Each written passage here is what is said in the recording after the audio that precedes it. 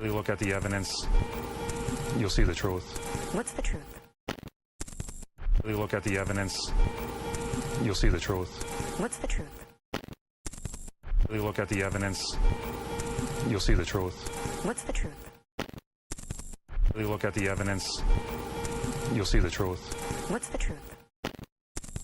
Really look at the evidence, you'll see the truth. What's the truth? Really look at the evidence, you'll see the truth. What's the truth? Really look at the evidence, you'll see the truth. What's the truth? Really look at the evidence, you'll see the truth. What's the truth? Really look at the evidence, you'll see the truth. What's the truth? Really look at the evidence, you'll see the truth. What's the truth? Really look at the evidence, you'll see the truth. What's the truth? Really look at the evidence, you'll see the truth. What's the truth? Really look at the evidence, you'll see the truth. What's the truth? Really look at the evidence, you'll see the truth. What's the truth? Really look at the evidence, you'll see the truth. What's the truth? Really look at the evidence, you'll see the truth. What's the truth? Really look at the evidence, you'll see the truth. What's the truth? Really look at the evidence, you'll see the truth. Really look at the evidence, you'll see the truth. What's the truth? Really look at the evidence, you'll see the truth. What's the truth? Really look at the evidence.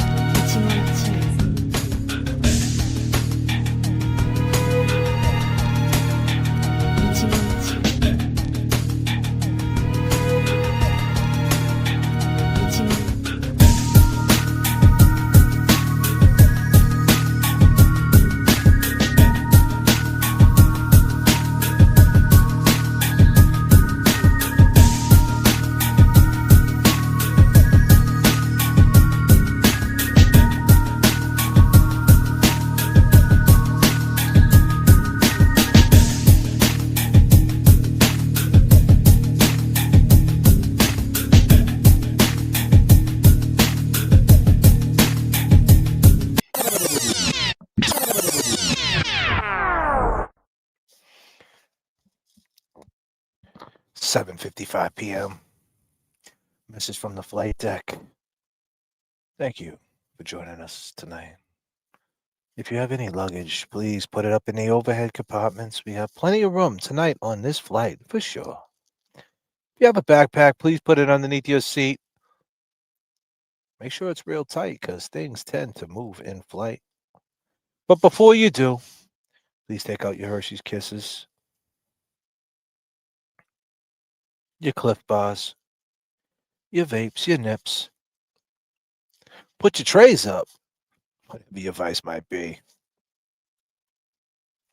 Because I'm about to take you up to 39,000 feet. We got goals in different area codes, ladies and gentlemen. Go ahead and populate them now. And let's get the conversation moving. And if you didn't know, turbulence in the chat keeps the plane rocking. This is a message from the flight deck. I'm expecting clear air turbulence. This is Part 36, politics as usual in Massachusetts. Does Ed get a new trial? BONGU, Bongu. Bongu 258, gifted 10 J.F.K memberships. Becky, my girl. E-Pags, there she is. I like those shades. I appreciate that. Jackie coming through. New here. Thanks for your coverage. Got you. LTG. Would you believe it? for $5. Got 173 people here.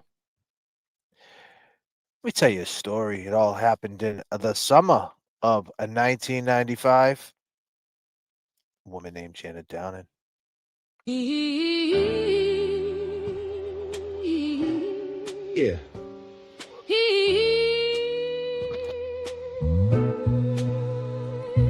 Yeah. Summer of 1995, hot night in July. Why did Janet have to die? This is the story of Eddie, Commonwealth of Massachusetts. The system is petty, juvenile law and politics so deadly. 15 years old, known as Big Lovable Teddy. Janet Downing, 42 years old, what's the motive? Killed in her home, young mother devoted. Eddie went in the house, the door was open. She was on the kitchen floor, laying there frozen. Eddie claims this was not what he planned to see. A man with a mask grabbed him. Be quiet. I will kill your whole family. Eddie left the house, ran up the street. Around the corner, washed up in the bathroom at Burger King. Janet was stabbed multiple times. Rest in peace. It was a gruesome murder scene. I agree. Eddie went to his work, said he got jumped, but never said a thing. What?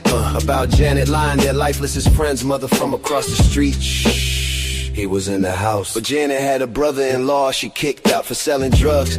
Said if anything ever happened to her, it's him you bring up. The night of the murder he showed up, was acting suspicious in the front yard. Gina in Virginia says he was looking for his keys. It was humid and muggy, but we were showered and neat. He was a cab driver looking for his key.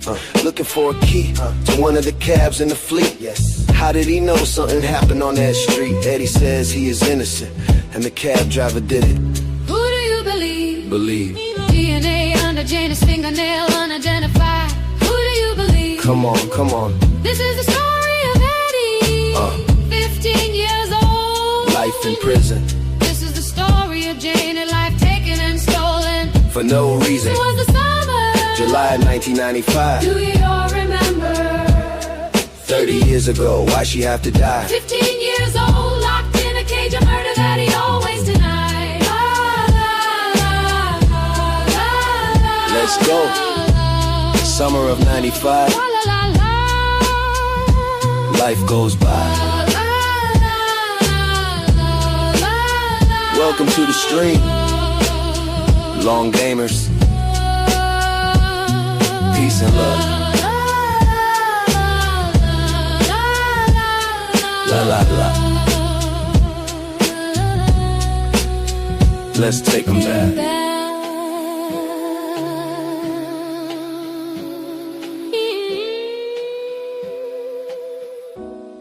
Yeah, let's take them back.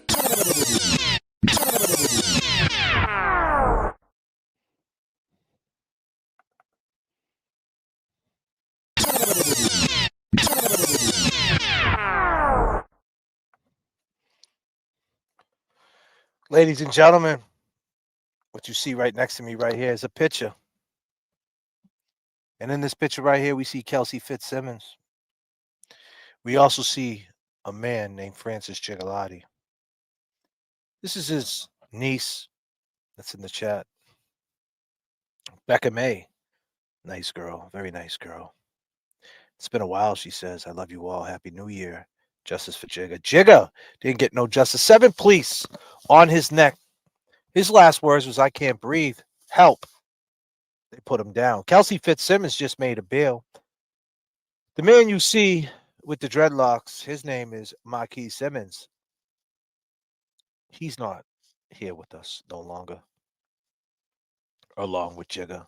And the reason why he's not here any longer with us is because out in Norfolk County, Milton, Massachusetts, a man named Miles King decided to roll up to the house and shoot him. His last words, Marquis Simmons, was, Miles King shot me, Mizzy Cash. But would you believe that Mizzy Cash is home on a $10,000 bail after spending 3 years on bail in the Dedham House of Correction? Now he's home by a woman named Scapiccio. And she, if you don't know who she is, Trial 4. If you don't know what Trial 4 is, Google Sean Ellis. If you don't know who Sean Ellis is, Google Detective John Mulligan, Boston, 1993. Tentacles, tentacles, tentacles. And the Massachusetts Welcome You sign, you see a woman. Her name is Karen Reed. The other gentleman you see right next to Marquis Simmons is a man who passed away in the South Bay House of Correction. They stood on his neck. Unreal. And he died.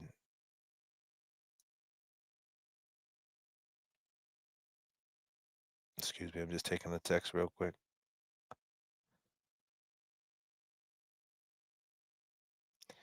South Bay House of Correction, if you don't know, is the new Dare Island, they call it. Um,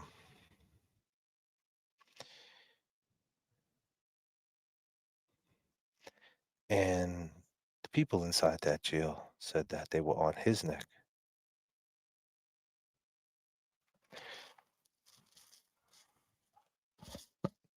If you're behind stage right now, did you get that text?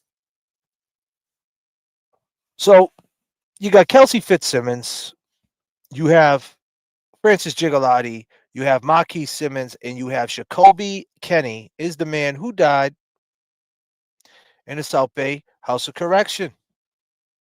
He was a young man. He was about, I think, 20. I think he was 30 years old. I think he was 30. He died. Nobody has the footage. The police were on his neck. His last words, he couldn't breathe. And all the way to the end, you have Eddie O'Brien. He got found guilty for the killing of Janet Downing. 98 times she was stabbed. They painted the picture on July 23rd of 1995. He walked across the street after he just had a conversation with a fella named John Roberts. John Roberts had a 2-year-old son. He was tired. It was 8:45 p.m. How do we know it was 8:45 p.m.? Because anybody with a 2-year-old, a 3-year-old, 4-year-old, 5-year-old, once it starts getting dark, especially in the summer of 1995 or in the summer period in Massachusetts, we all know it gets dark around 8:45. And once it starts getting dark, we want our kids to sleep. Not only that, 8 p.m. is like the cutoff, right? For most parents. We don't want our kids up past 8. It's not good for you. It's not good for them. Would you believe it? He looked at his watch.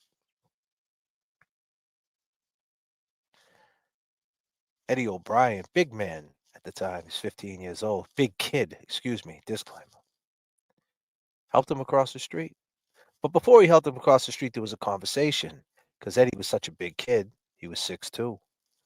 John Roberts said, listen, tomorrow let's go down to the courts. I'll school you in basketball. If you don't know what that means I'm better than you. That means I don't care how big you are, I will get my points in.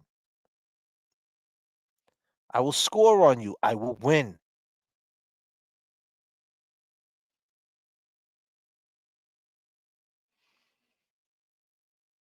Eddie O'Brien says, okay, whatever, my man. I'll see you tomorrow at the courts. Not a big deal. I got you. It's all good.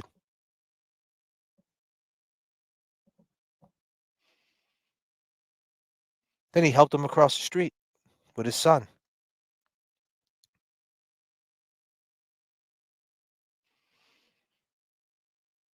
That was at 8:45.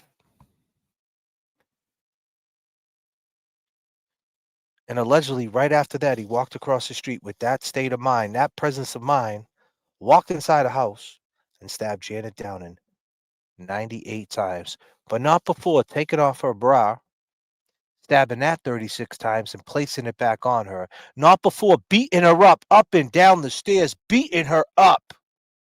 She was found beaten.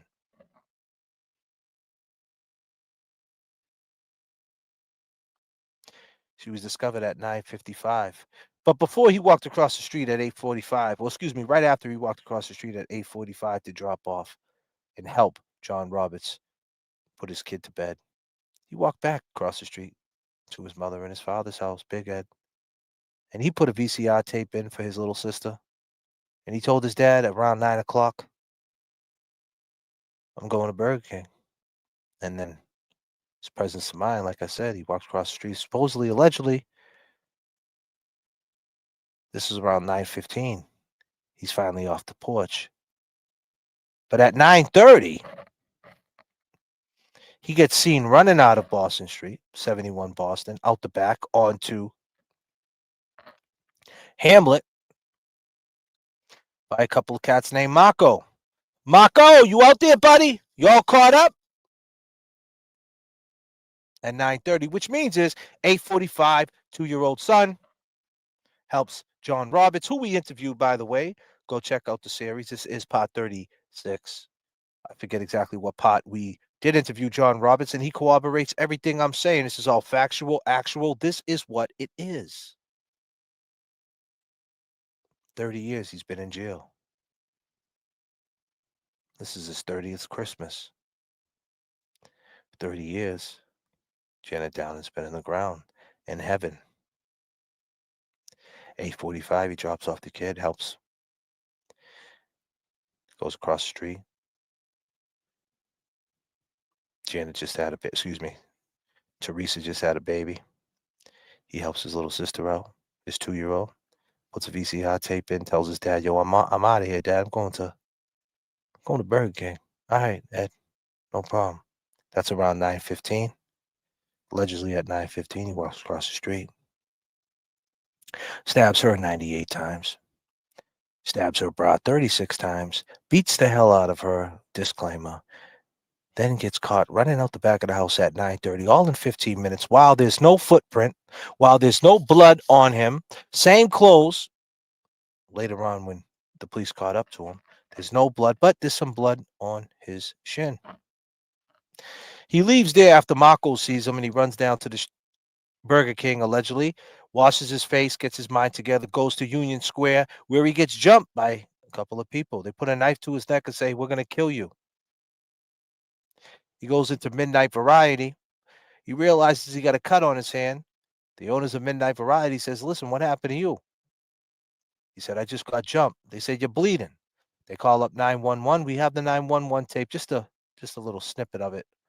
Police show up. The police show up. But guess who else shows up? Mako shows up. And Mako never once asked him, "Hey, we just seen you running out the house. Janet just got stabbed. What are you doing?" Police are there. Mako never asked him. But Mako was their star witness, ladies and gentlemen. Mako was their star witness. And he said on the stand that he turned around and looked at him with this crazy look and walked back down the street like this. But yet, in real time at 10 p.m. at Midnight Variety, not only is Eddie at Midnight Variety talking to the police, Mako shows up. Mako seen him run out the house and never asked him what happened, because at that point, they're still friends. They don't know what happened. Nobody knows what happened to Janet. So why didn't Mako say, "What happened to you? Same person who stabbed you. Did they stab Janet? What happened? What happened?" That never was a conversation, which means is if that was never a fucking conversation, that means he probably never seen Eddie running out the back of that house like he claims. Okay. There's no blood on Eddie. Okay. The police drive him home. Okay. There's no blood on Eddie. Okay. There's no blood on Eddie. Stabbed 98 times, oceans of blood. There is no blood on Eddie. A size 14, there's no footprint. Okay.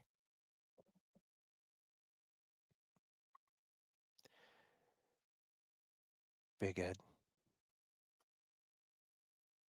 and Ed's dad, Big Ed's dad, and Ed's grandfather says, "You got to go to the hospital." He goes to the hospital. They take 6 pints of blood off him. They ask him where he was and what he do and this and that. And he never admitted he was in the house. And 2 days later, he admitted that he was in the house and that when he walked in, there was a guy with his face covered in like a pantyhose or whatever, put a knife to him and said, "Close the door behind you, because guess what? Mako and his boy was knocking on the door." So he told Eddie to close the door and said, "I'll kill you and your whole family. Keep in mind, Janet," disclaimer, "Teresa just had a baby. Baby was 2 months old. Got a 2-year-old sister in the house, 2 babies in the house. Eddie runs and he doesn't say anything. He doesn't report it. They said they were going to kill him, but he says he got jumped, so down the street in Union Square. So that's what made him look very suspect, and people say, we don't believe the story of you getting jumped because she got stabbed 98 times. You admit you was in the house and you have a stab wound on your hand. Did you get stabbed in the house? He says, no, I got stabbed. It's just a coincidence. I was in Union Square. They tried to jump me. But this is where it gets a little tricky. You don't believe that? I get all that. But all of a sudden, things get painted in a picture. The guy named Riley, he's a DA.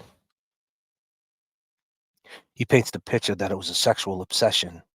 He starts painting a picture of 1994. There was a movie release called Natural Born Killers. And Oliver Stone was running around doing a lot of press back then and talked about how there was surveillance error and, just this whole era of what the youth can relate to. And it seems like, and he was actually on an interview on a PBS station. And if you ask me, it seems like Riley might have watched some Oliver Stone movies.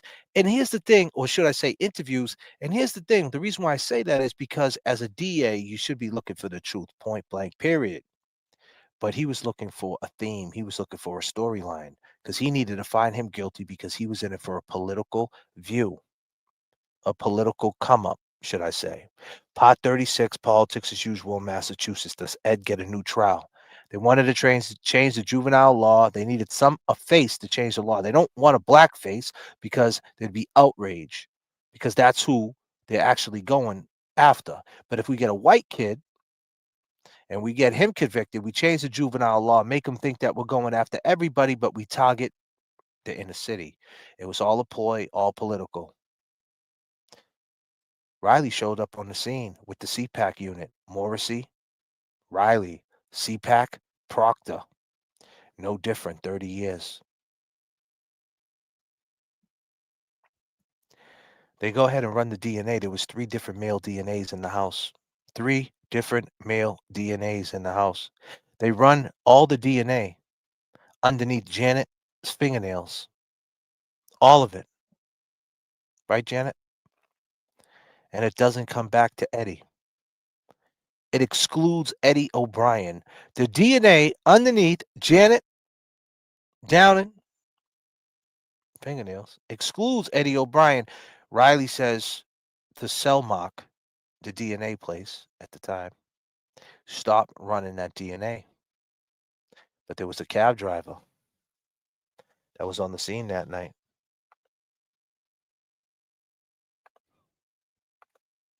Ain't that right, fellas? That's right. His fucking name was Adi. Caught up, Artie? Hey, Adi. You out there? Why don't you say what? Once you someone finish the story. So, cab driver was on the scene that night. Yeah, there was a cab driver. His name was Adi Ortiz. He was the brother-in-law of Janet Downing. He was married to Janet's sister, Carol. About 6 months prior to this incident, he was renting some space off Janet. He was living out of a front room. Janet had some, up and down mixed feelings about Adi. Kind of thought maybe he might have been peddling some drugs out of there. So she told him to beat it. For weeks and months after that, she was getting harassed. She was getting taunted. Little quirky things being left here, left there. Her shit was getting fucked with. But he showed up on the scene that night. And he never left. He never left. He claimed he lost his keys somewhere in the yard or the backyard, and he kept running around the house looking for him. Kept making a scene about the keys. These fucking keys, they're gonna kill me. These fucking keys, they're gonna fire me over this. You know? This guy hasn't left the scene since. Still to this day, this guy trolls this case. He trolls Eddie. He trolls the family. Tries to get ahead of the story. And would you know? We caught him in a fucking lie.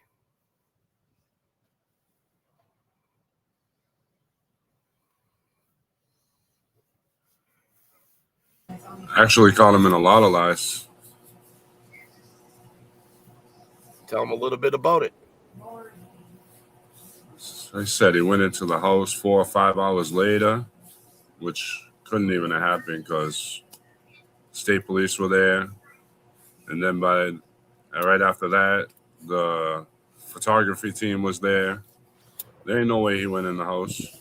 So then they came back and said the next day he went in the house.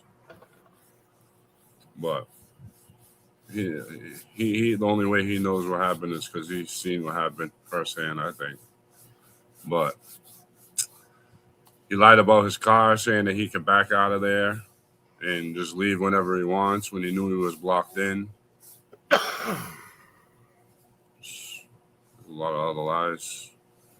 Yeah, he lied about making a phone call to, the hospital where his wife supposedly was with her sister after they transported her there. I went in about 4 or 5 hours after to get the kitty litter box and the kitten. What's one thing life taught you? If you take your top lip and connect it to your bottom lip, you will shut the fuck up.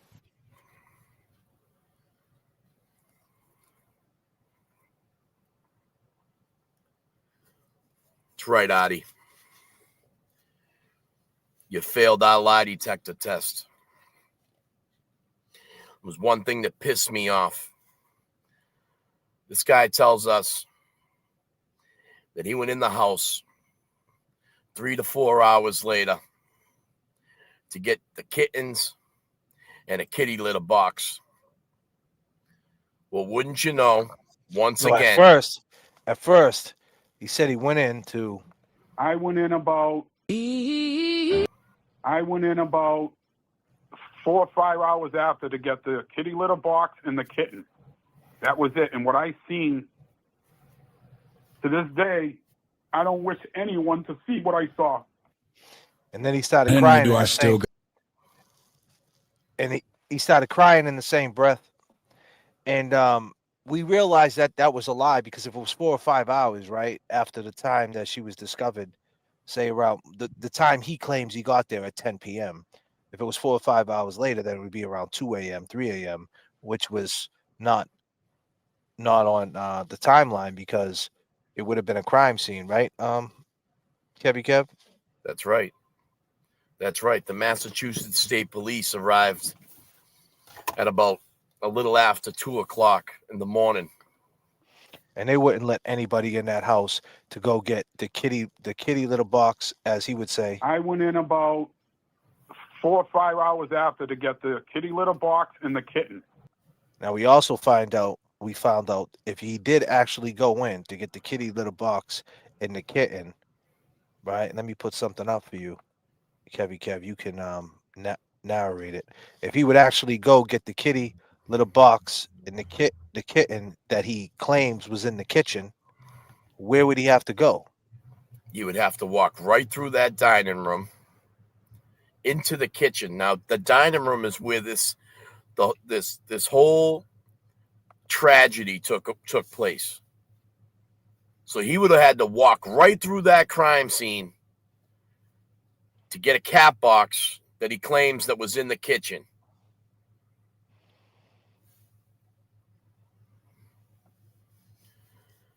You got that thing on you, bro? Of course I do. You want to hit him with it?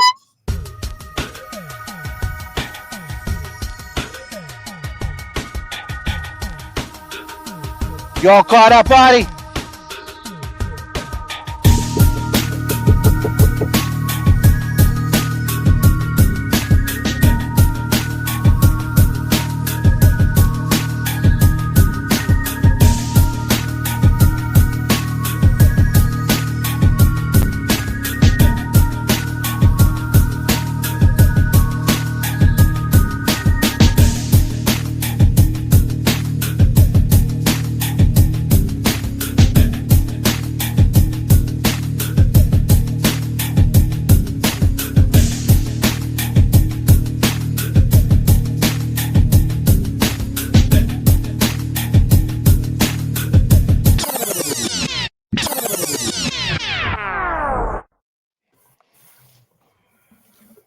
So you'd have to walk through the dining room to the kitchen, and he said he went in to get the kitty litter. And this is the house right here.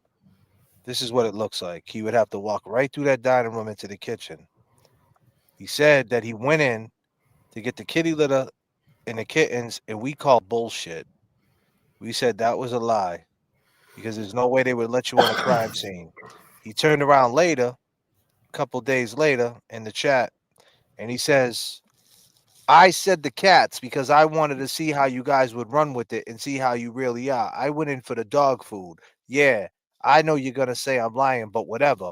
And one of the main reasons why we thought he was lying, ladies and gentlemen, and I'll let Kevy Kev say, there was something else in that house. There was never no mention of a cat, but there was a mention of something else, right? Kevy Kev? That's right. Janet had a dog, had a golden retriever named Joshua. You know, Artie tells us that he went in there to get these kittens in a cat box, and he was fucking full of shit. And then he twisted around like, oh, hey, I was just going to see how you guys were going to fucking run with it. This ain't a fucking game. No. This ain't a game. So then it gets better, though, right? It gets better. Jay Brilliant pointed out that he said that it was easy to get on the street, even though we got testimony from Gina. What's Eddie's sister's name again? I'm sorry. Jeannie. Jeannie. So Gina, Jeannie, in Virginia. Colleen. It's in Virginia State, man. What's that? In Virginia State? But who all the people we interviewed? Danny. Just go back and watch. We interviewed everybody. All of them. Right? And they all said the same thing. There was no way you were getting on that street. He claims he drove up Boston Street, took a right on Hamlet. Well, no, he claims he came up Hamlet Street, and he was parked the right way. But everybody testified that his car was parked headlights down Hamlet Street, taillights pointed at Boston Street. Now, if that's the way he was parked, then that means he would have to drive up Boston Street. Now, he wasn't coming up Hamlet, nor were you coming up Boston Street. But he claims that, yeah, you could. I drove up Hamlet Street. My headlights were pointed. This is the way you're supposed to park on Hamlet. Headlights pointed up the hill, taillights pointed down Hamlet. He claims I could have just backed down Hamlet, banged a U-turn, and went down to the main road. But if he was parked as Big Ed testified, everybody testified that Gina, that the car was parked by the stop sign, headlights pointed down Hamlet, which means his tail light pointed on Boston. So which means is if he would have backed up, he would have backed up onto Boston Street. So he lied again. Also, ladies and gentlemen, keep in mind there was a puddle of blood behind his vehicle, which means is technically the puddle in blood was actually in front of his vehicle. And, you know, let's not forget about the big inquiry during the trial. Oh, no, before we get there, we're going to get there. I'm laying it out. So now it gets better, right? He lies. Now, Kevy Kev forgot to drop the bomb on you, but I'll do it for him. He lied about the dog, Adi. What about the? Fucking dog. Yeah. God damn, Kevy, Fuck, Kev, you're it's a- slacking, bro. I try to lay it out to him, man. He just tough. I knew what you was putting down, but I thought he was gonna do Yeah, it get when all you put worked his up and face up shit. there. I get all worked up. But there was the He dog, the did. dog Joshua, and he lied about the dog, and then he turns around and he says, "Listen, I actually went in for the dog food. I said the cats because I wanted to see how you guys would run with it and see how you really are. I went in for the dog food. Yeah, and I know you're gonna say I'm lying, but whatever. All right." We do say you're lying because why would you go into the house, right? So you're saying they let you in on the murder scene to go in for the dog food. The murder scene that looked like this, an ocean of blood. Which is bullshit. Bullshit. I don't care what year it was. That wasn't happening. And this is what he would have to do. He would have to walk in through the dining room into the kitchen. Wherever the dog food was, I don't know. Was it underneath the kitchen cabinet? I don't know. Right? So then he turns around and he says, all right, guys, I didn't go in 4 or 5 hours later. He actually turns around and says,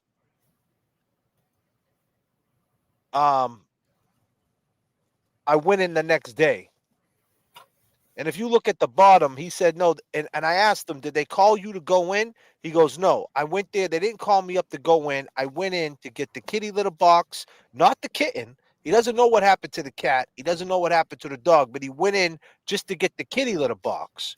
No, they didn't call me up to do that. I went the next day to see how the investigation was going. At that point, he wasn't even arrested yet. So you're telling me they're Now, gonna hold let on. Now, look down to the bottom of the screen. Audio says at the bottom, the litter box was in the kitchen. So now he's back to the cat. He's back to the cat. He just said a couple of days prior that he lied about the whole cat thing just to see how we were doing. But now he's back to the cat. But now he doesn't know who took the cat out. You don't know who took the dog out, but he's just there for the litter box, which is in the kitchen, which if you go into the kitchen, then you would have to go through the murder scene that look like this. A puddle, oceans of blood. Go ahead, Kevy Kev. Yeah, no, I mean it's just it's No, you hold on. Let me put you back on track. I got to keep you on track. This is a presentation. Back on track. You said let's talk about the inquiry. Let's talk about it now. yeah. What I was mean the there inquiry? was a big inquiry during the trial about cat hairs. Mhm. Now he tries to start this whole. I went in the house to get the kittens in the cat box.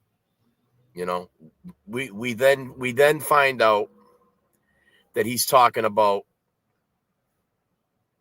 these cats when Janet had a fucking dog.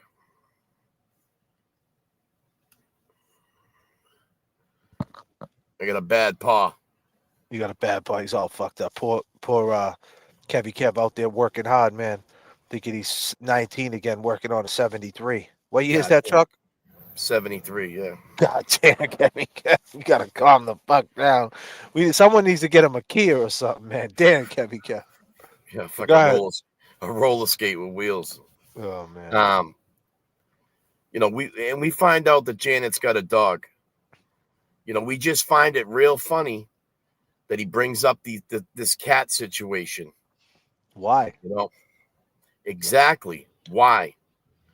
What's he trying to get ahead of?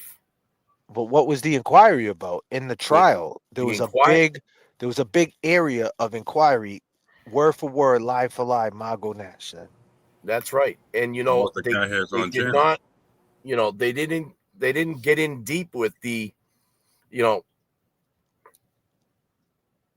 with the cat hairs. I mean, they found what? like 9 white feline hairs on Janet. They also found brown feline hairs. They also found canine hairs, which I could understand with her having a dog. Mhm. She had a clump of hair in her palm. So we got these cat hairs that got brought up in trial. The kids, you know, they didn't have a cat. They all testified that there was no cat. There was Be no clear. cat. In the trial, which we're still working on to try to get the trial, but we got to keep in mind we talked to Keith, right, who was a lawyer for Eddie O'Brien, and we talked to Margot Nash, who was there from the beginning. They testified that there never was a cat. That's why there was a big inquiry of why there was cat here when she didn't have a cat. But yet, 30 years later, in 30, oof, I do not want to say the F words. I'm trying to chill. In 30 years, Margot Nash never heard that he went in the house to get a cat. She never heard a word about a cat in 30 years. In 30 years. That was new evidence, new news to her. You know, our question is too, you know,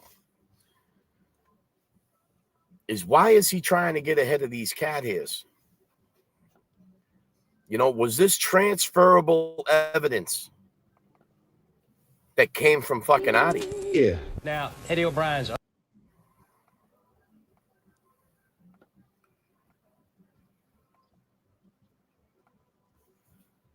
Good, brother. Keep talking. I'm just working. You know, I mean, is he trying to put himself at some point in that house to have something to do with cats? Because of this cat hair situation? Sure went behind.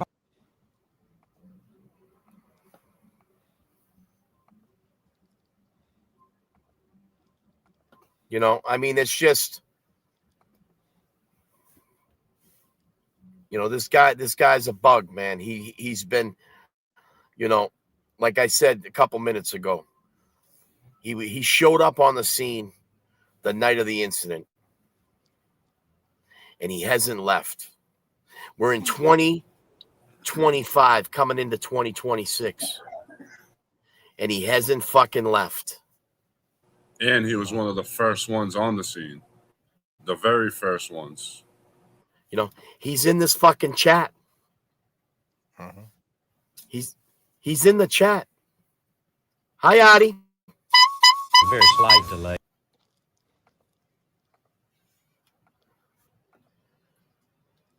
Medical examiner testified. From your pocket wasn't butting onto the vase. He panics. He runs. Just like any 15-year-old would. TV, Cambridge, Massachusetts. Eddie didn't have a cat either. I mean, that was a big area of inquiry when the medical examiner testified. There were no cats in the house. That was the testimony at trial. That was the testimony at trial. And her family never said they had a cat. No. As I said, first time in 30 years I heard that was from Artie the other night.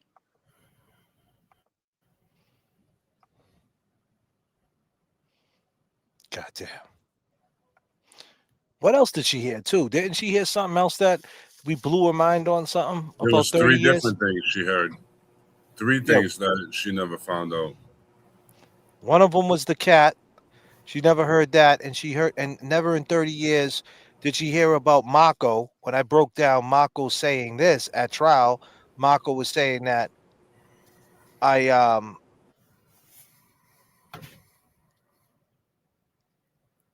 seen him walking down the street. Asked him, I said, Ed, why were you in the bushes last night? And he said, I wasn't in the bushes. And I said, why were you in the bushes last night? And he said, I wasn't in the bushes. And I said, I seen you in the bushes. Keep in mind, ladies and gentlemen, this guy's almost 50 years old now. And even after all that time, Clown! You are a clown! A clown! you seen him in the bushes. Now, he said this when he talked to Big Ed at his house, ladies and gentlemen. So the next day, they go to Big Ed's house and have a little powwow in the back of Ed's house. But keep in mind, the night of, in real time, at 10 p.m., at Midnight Convenience, right around the corner, basically, where Janet got stabbed, he's with his friend, face to face with Eddie, got a stab wound in his hand, and he alleges in his testimony right here that he seen him come out the bushes that night, and he never mentions it that night. Why'd you get stabbed? How'd you get stabbed? What happened? There was no reason to think that Ed did it. There was no reason to be mad at Ed. At that point, he thinks Ed got dealt with the same way Janet got dealt with, so to speak, right? There was no mention of it. Why was there no mention of it? Because he probably didn't see him. It's made up. Keep in mind, he knocks on the door at 9:30. If he knocks on the door at 9:30 and she's found at 9:55, what does that make him? That makes him a suspect. We're working too, yeah. Right? So the cops are like, listen, buddy, shut your mouth. Who would you see running? I seen someone running out the bushes. Well, guess what? It was Eddie. Well, I don't know if it was Eddie, because the first 2 times, right, Jay Bro? He said he didn't know who it was. Yeah, he said he had no idea. He said that he didn't know who it was at all. Look, it's right here. Listen. He said I wasn't in the bushes, so I just left it at that.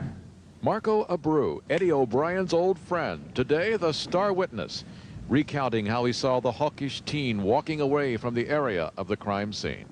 Could you see his face at that point? Yes, he looked over his right shoulder at me and smiled. And could you describe what you saw? Him smiling, his eyes were wide open. O'Brien seemed amused when Abreu recreated his body language, showing how he had appeared when he walked not far from Janet Downing's house not long after the murder. Now, did you make arrangements at that time to give a second interview? Abreu conceded to the defense in the first 2 interviews with police. He said he couldn't be sure it was Eddie O'Brien. The first 2 interviews with the police, he couldn't be sure if it was Eddie O'Brien. But now he said he looked over his right shoulder and he looked right at me. But why didn't they ask him, why didn't you what happened at Midnight Convenience? Did you ask him at Midnight Convenience? Oh, and by the way, at Midnight Convenience, there was police officers there, right, Jay Bro? Yes, there was. Let's take a little bit to talk about that. I mean, you got this young kid, couple of kids. They say they see this, this happen. About 20 minutes later, that whole block's flooded with cops, flashing lights. People are coming out of their houses. People are standing in the street. People are looking over. And they fucking take off. You think these young kids would have hung around and said, hey, Jesus Christ, what happened to fucking Ryan's mother? And that's one of the main reasons why the cops coached them to say, you need to say it was Eddie, because now they're saying exactly what you're saying in real time in 1995. Why'd you leave? I thought Ryan's your friend. You went there to see Ryan, right? You went there to see Paul. Why'd you leave? Why didn't you stay with your friends? Why'd you go to Midnight Convenience? Exactly. And you made a great point. What happened when he went to Midnight Convenience?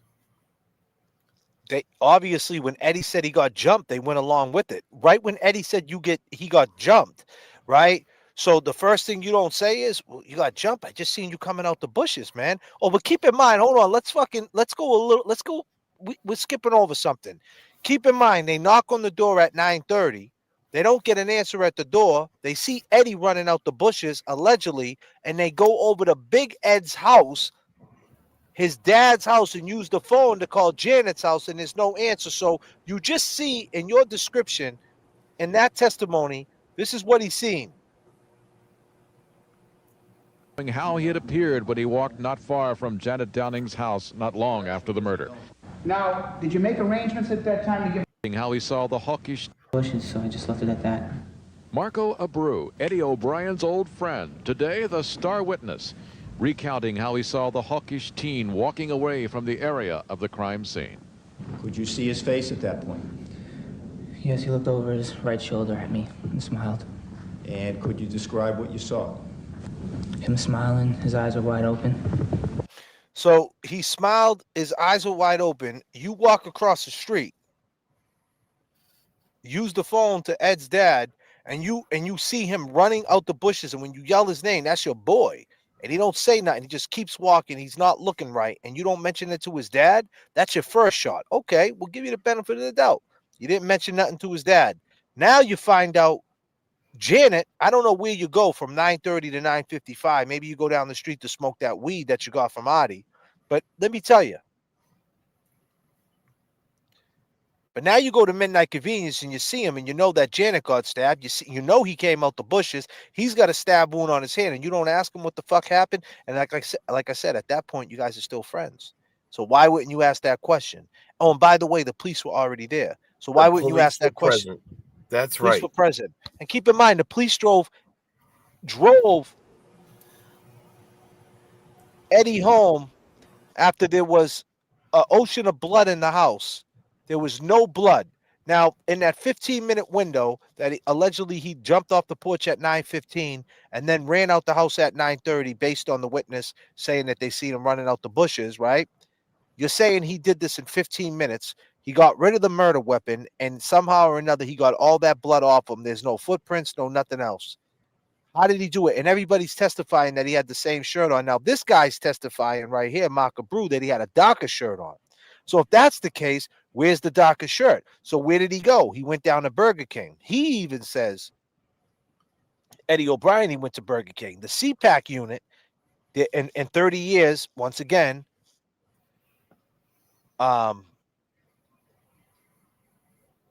Margot said, that's a great question, that the CPAC unit, you're telling me they didn't go down to the Burger King to go find DNA down there, because that's where he would have washed up, right? Would have washed up. So if he had a blue shirt on and the white shirt didn't get touched by the blood because he had a blue shirt that he discarded, but he's 15 years old. He's a mastermind. This kid's doing all this in real time. And I'm talking about in minutes. And they never find none of this stuff. No one discovers a bloody shirt. No one discovers a knife. And then when the CPAC unit does go to Burger King, they ended up going to Burger King, right? Yeah, but they did. But they don't make a report that they found anything. So where's the blood? There was nothing. Yeah, they. I'm sure they looked around, and they, so there's no blood in Burger King. That's the very first. So how far is it from Hamlet to Burger King, Kevy Kev? We're talking about a 4-minute walk. I mean, 3 minutes if you're jogging. And what's that? What's that in mileage? Quarter mile. Quarter mile. And he's in the bathroom, and that's where he would have did his, right? If this was planned, premeditated, sexual obsession, this is where he cleaned everything. But the bathroom's clean. Exactly. They didn't find any sufficient evidence over there. Nothing of Janet's. Nothing. No murder weapon. And that's why we don't hear about it. And that's why we don't hear about it. Would you fucking believe it? On the street, smoking Indo, sipping on gin and juice. Laid back. What's up, chat? I know everybody in the chat's here with us tonight.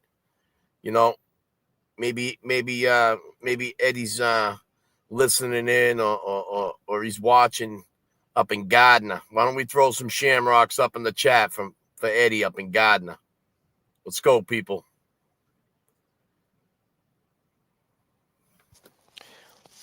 Let me ask my boy something. How you feeling today, Jay Brilliant? I'm pretty good. How are you? Great. Kevy Kev, how you feeling today?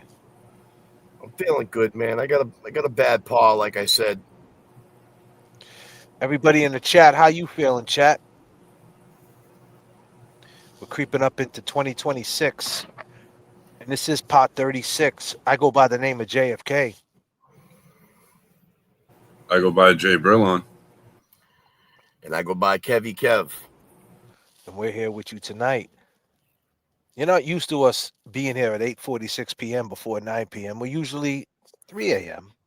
But keep in mind, you're going to be redirected because we're taking a swim tonight at 12 a.m. Yeah. We're taking a swim. Might even be a skinny dip. It might be a skinny. You got to swim fast, man. Swim fast. You know, we're going to use the muscles that we never used before. We're going to deep dive. We're going to take it where the ocean and the tide takes us. That's what you do when you jump in the ocean and you take a swim. You just never know. So be ready at 12 a.m. But this is part 36. You will be redirected. So if you're not subscribed, subscribe now. And who knows, it might be a members only. It could be. It might not be. I don't know yet. I haven't figured it out. So if you do, go ahead and do this now. Static Selector. Yeah! We all reppin' for Boston, man. All green, everything. Brought up, we were bleeding green. You ain't got our history on you. We all reppin' for Boston, man. All green, everything. Brought up, we were bleeding green. You ain't got our history on you. Here we go. What's Shoot up us, with yeah. the people Haven't asking seen you in a Turtle? while. What's up with people asking Turtle Boy to investigate Eddie's case? Has anyone seen that post? Adi commented on a fake page on it. Laugh out loud. Listen. Let me tell you something, shooting drugs, right? That guy, he's not us. Point blank period. He's not one of us. And that's what it comes down to. And but hey, more coverage to it. It is what it is. But he's not on that type of mission because TB don't have the patience. He wants to, tuberculosis, man. He wants it all be about him, man. If there's not enough drama, there's not enough juice. He would have to investigate people. If anything, he would try to go the other direction. If that's what you're insinuating, shooting informants, not drugs. Like he would be about the drama part of it, trying to say the opposite of what we're saying, just because he's that spiteful. But whatever, you know what I mean? Whatever. God bless everybody. I don't know if he's seen the last couple of days, but if he's seen the last couple of days, he knows we're not talking to Turtle Boy. Yeah, we don't talk to TB. We don't do tuberculosis, man. Yeah, He don't we get got shit. it. We got my our shots. shots. Yeah, he don't get no shower shoes. You know what I'm saying? But so back to Mako. Mako's there. The cops are there, and he never says that. And he was their star witness. Let's listen in again. O'Brien seemed amused when Abreu recreated his body language, showing how he had appeared when he walked not far from Janet Downing's house not long after the murder. Now, did you make arrangements at that time to give a second interview? Abreu conceded to the defense in the first two interviews with police. He said he couldn't be sure it was Eddie O'Brien. Moments later, he told the district attorney why. After you spoke to your mother, what happened? I told her that I was 100% sure that was Ed the whole time. The only reason I didn't say anything was because I didn't want to believe that he committed the crime. What happened next? She called Lieutenant Femino and Trooper Duggan, and they came to my house. Abreu conceded. Now, keep in mind, he said that he went to Eddie's father's house that morning, the next day, to talk to him, right? And he probably was wired. The cops probably said, go in there, wear a wire, wear a recorder, and see what you could get. Then he came home, and his mother goes, listen, you better say it was Eddie, and you better just say it because they're going to say it was you had something to do with this. And that's what they did because Riley needed this to happen. He needed to change his juvenile law. Governor Weld, super predators. Keep in mind, from 1988 all the way until probably 98, there was gangs in Boston. They started dying down, I say like 95, 96. The gangs in Boston weren't as thick as they were at one time, but still the mentality was still there. A lot of people got locked up, got sent upstate, but it still was a thing, I would say, from 88 to 98 in that 10-year window. And there was just a lot of juveniles, and the juvenile system was just a raunchy system, and they were trying to change it. And they basically were saying, if you were a juvenile offender, we want you to do state prison time. And keep in mind, Eddie O'Brien at 17 years old went upstate for life in prison at 17.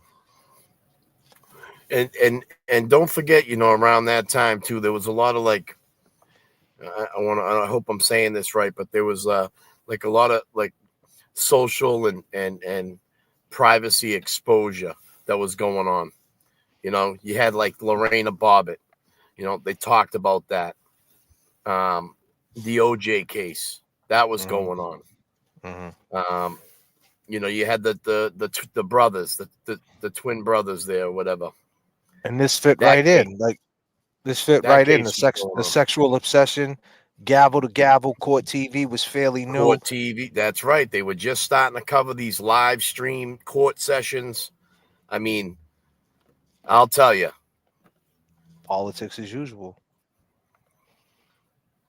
It was after an angry conversation with Eddie O'Brien's father that he went to his mother with the whole story. He asked me what I had told the police down at the police station. I told him I thought it was Ed, and they came to my house. 100% sure that was Ed the whole time. The only reason I didn't say anything was because I didn't want to believe that he committed the crime. What happened next? She called Lieutenant Femino and Trooper Duggan, and they came to my house. What did they really tell you, Marco?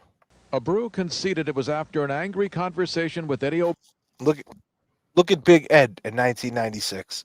He's like this little weasel. O'Brien's father that he went to his mother with the whole. Keep in mind, Ed's father is the chief of police, was the chief of police. Big Ed is a straight up guy, man. Law-abiding citizen, man. Yeah. You know, and he knows what's happening here. He knows it's dirty cops. He heard the stories. He knows how the dirty cops work. He's like, I can't believe this is happening to me, considering that, you know, we was always on the right side of the law. Story. Yep, strong Irish I Catholic had told the family, police, man. on the police station, I told him I thought it was Ed. And You thought it was Ed. You went to the police station and you thought it was Ed. You just perjured yourself on the fucking stand. You thought it was Ed. Was it Ed or it wasn't Ed? didn't approve of that. He didn't really think I should have did that. You don't think you should have went to the police? Bro, if you were so worried about going to the police the next day, why at midnight convenience when the police were there and he got a knife wound in his hand and you see him running out the bushes, why didn't you whisper to the cops, hey, what's going on? Or why didn't you mention in front of the cops? But you did talk to him, didn't you? You asked him, do you know what happened? Did you hear what happened to Janet? And he said, yeah, I heard. Why didn't you say, of course you heard? I seen you running out the fucking bushes. Because you didn't see him running out the bushes. Exactly. You're a fucking liar, Marco. Told him I couldn't lie to the police. So did he lose his temper? He told you couldn't lie to the police. They lied to you. You're from the Ville, bro. 30 years later, buddy. Clown! You are a clown! A clown! Because I was having Jen get the baby blankets. Clown!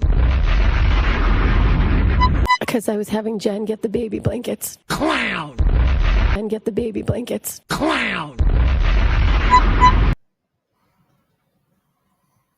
temper? I don't think so. Well, he lost his temper, but I don't think it was at me.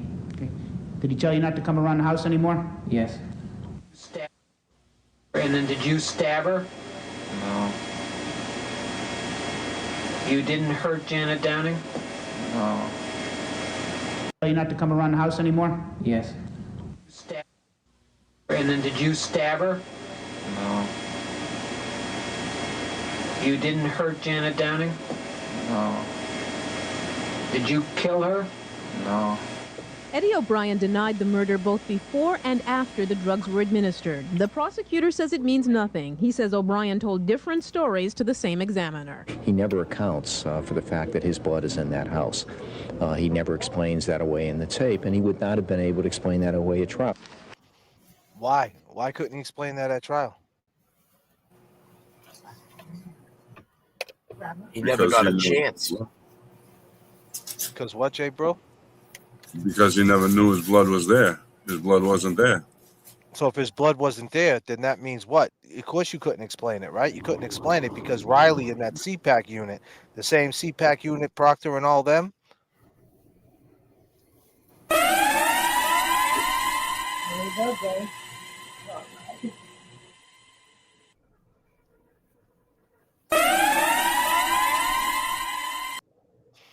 The same CPAC unit. They put that blood there, didn't they? 6 vials they took from Ed.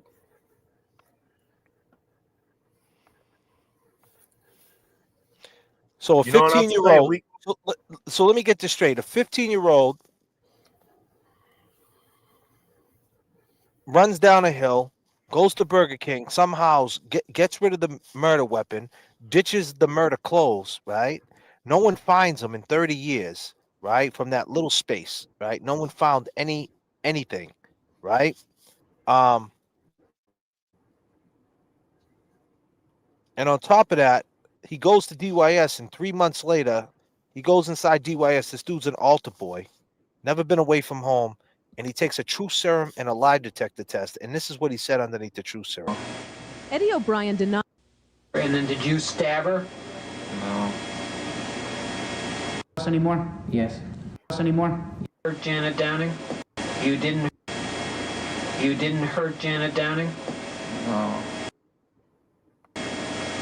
Did you kill her? No. You didn't hurt Janet Downing? No. Did you kill her? No. So he does all that at 15, and he still manages in DYS after 3 months of being told that they're planting this case on him. He somehow manipulates the lie detector and the truth serum, which is mixed with benzodiazepam and all other types of shit. And this dude still keeps his story perfectly straight, the same story that he's been saying, and he's that smart. This dude is that tactical at 15. Now, at 15, can you go in and kill somebody and stab him 98 times? Absolutely, you could do that. You got the Chisholm case, whatever his name is, the guy in Danvers. We talk about that all the time. The comparison, look what he did. He was 14. Of course, you can do that. But you're talking about 3 months inside a DYS facility, a lie detector test, a truth serum test. By the way, that was who actually paid the money for that, Jay Brill? The state paid for it. And who's the state? Tom Riley and the government, the DA, all those. 5, 4, 3, 2, 1, 0. This one's explosive.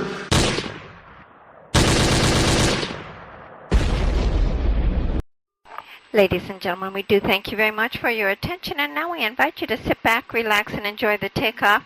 The captain has made tower communications available, so if you'd like to monitor the air traffic system, you'll find that on Channel 9 and your headsets in the seat pocket in front of you. We'll give you a little more information about our service plan for our flight this evening as soon as we're in the air. Thank you, and again, welcome aboard.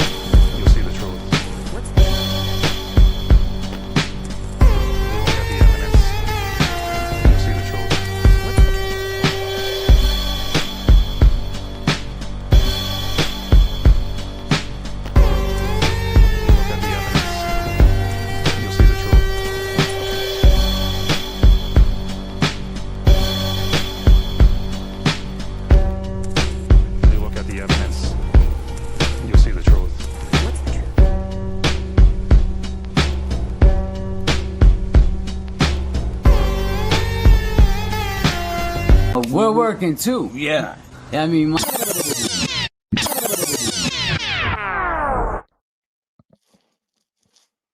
Mako, man, he was the star witness of the case.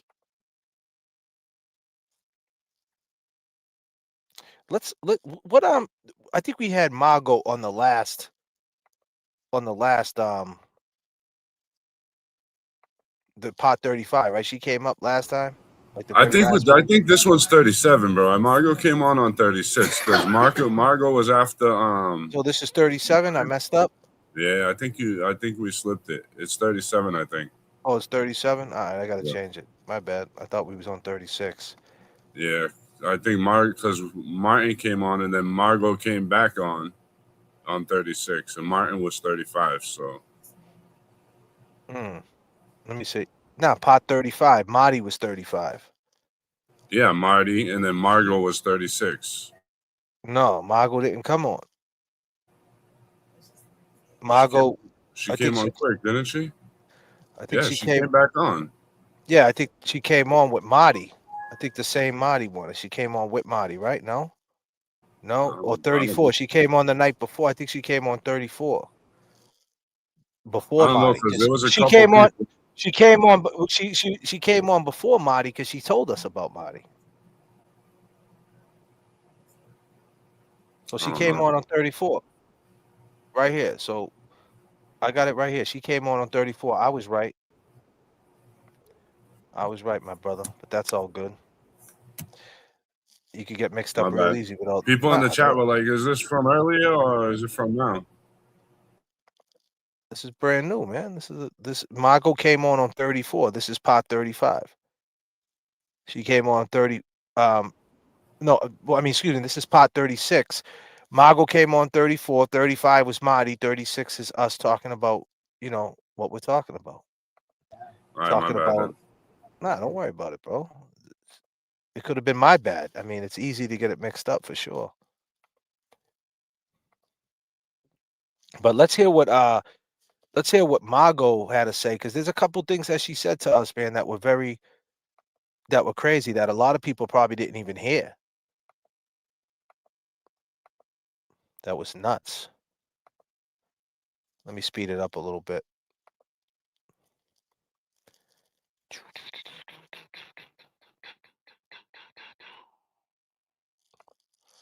Here we go. Mic check to the gods. Thanks, J.F.K, J. Bro, Kev, Mars, along.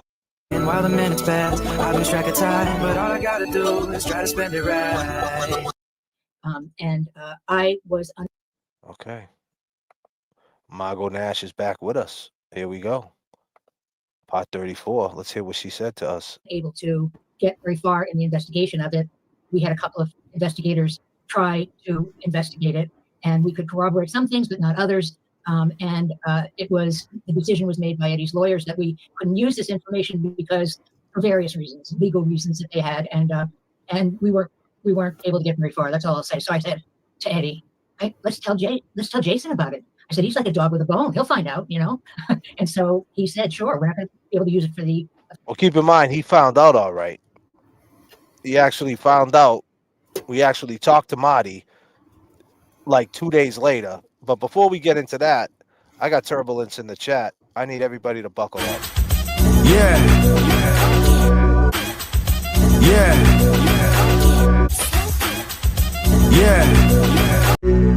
Static selector. Yeah. Boston.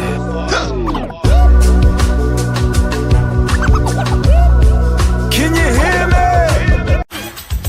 Yeah.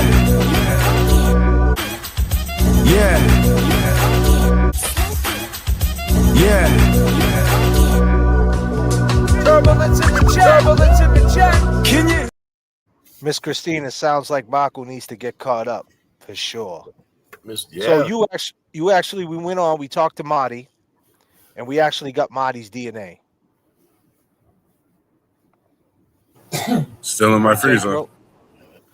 So we went out, we talked to Marty, and if you guys don't know who Marty is, we're gonna let her explain it to you.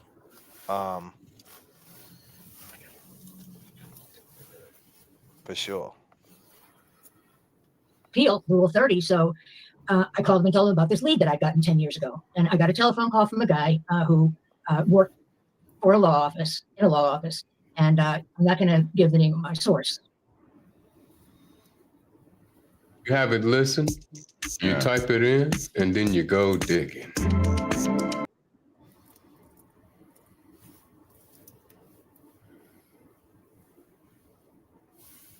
Sorry. She's pausing up a little bit. That's all right. Yeah, she froze up. But anyway, you see me, right? I'll go and I'm free. Yeah, you're freezing up. You're a little lagging, but that's all right. Yeah, I got terrible Wi-Fi down here. Yeah. I'm sorry. Anyway, he said he always thought that this guy that is known to them through the law office was an extremely good suspect, and we should look at it. And he didn't understand why anybody did. And he called me, and the book came out in 2016, so he called me right after that. But he had his information from 1997. Okay, and his actually, I'm going to let Jay decide whether or not he's going to name the suspect or not. I'm going to just call him ML. Okay, that's okay. So he said that this ML was someone that he had gotten information about because he was accused of assaulting a train conductor and he was he had mental illness, but he was emotionally troubled, and he had been throwing cinder blocks at this train, and it almost derailed it. He then beat up the conductor, and it was because he thought that the train was dropping mercuric acid in his backyard that was killed his father or was killing his father. So it was anyway. Sounds like a guy that would He had some issues. He had some issues, and he said that that he gave me the name of the person, and I had never heard of him, didn't know anything about him. It was the first I ever heard of him. And when I did an initial investigation about it, I found out he was Carrie Ann's boyfriend. This guy. This lawyer never knew that?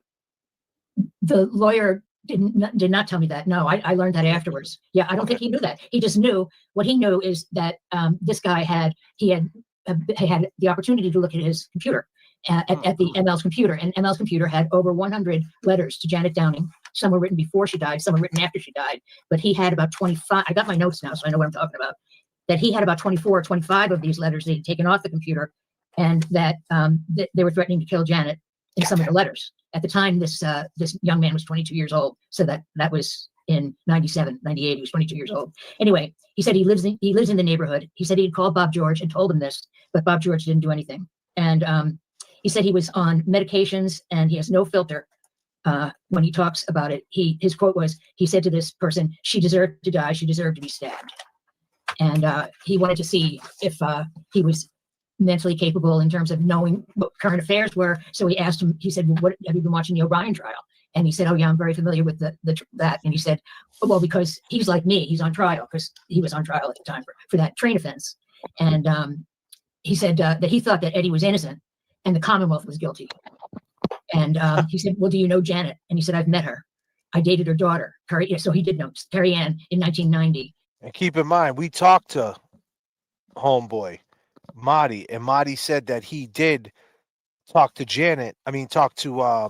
Carrie Ann, and right before this all went down, before the murder went down. So yeah, he was with her, allegedly dating her. He claims it was only 2 weeks, but I think he's wrong about that timeline. I think that it's convenient that he says 2 weeks. It could have been more like 2-3 years, or it could be till now. We don't even know because he's so inconsistent. He's still in love with her. He knows everything about her. Everything. And the records their criminal records are exactly the same. Like if they're Bonnie and Clyde, that's what it's like.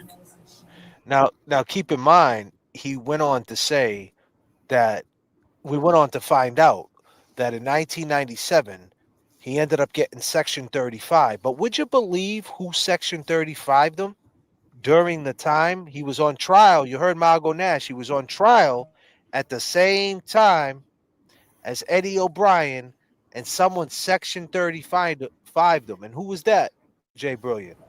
The evil little man. Who's that evil little man? Tom Riley.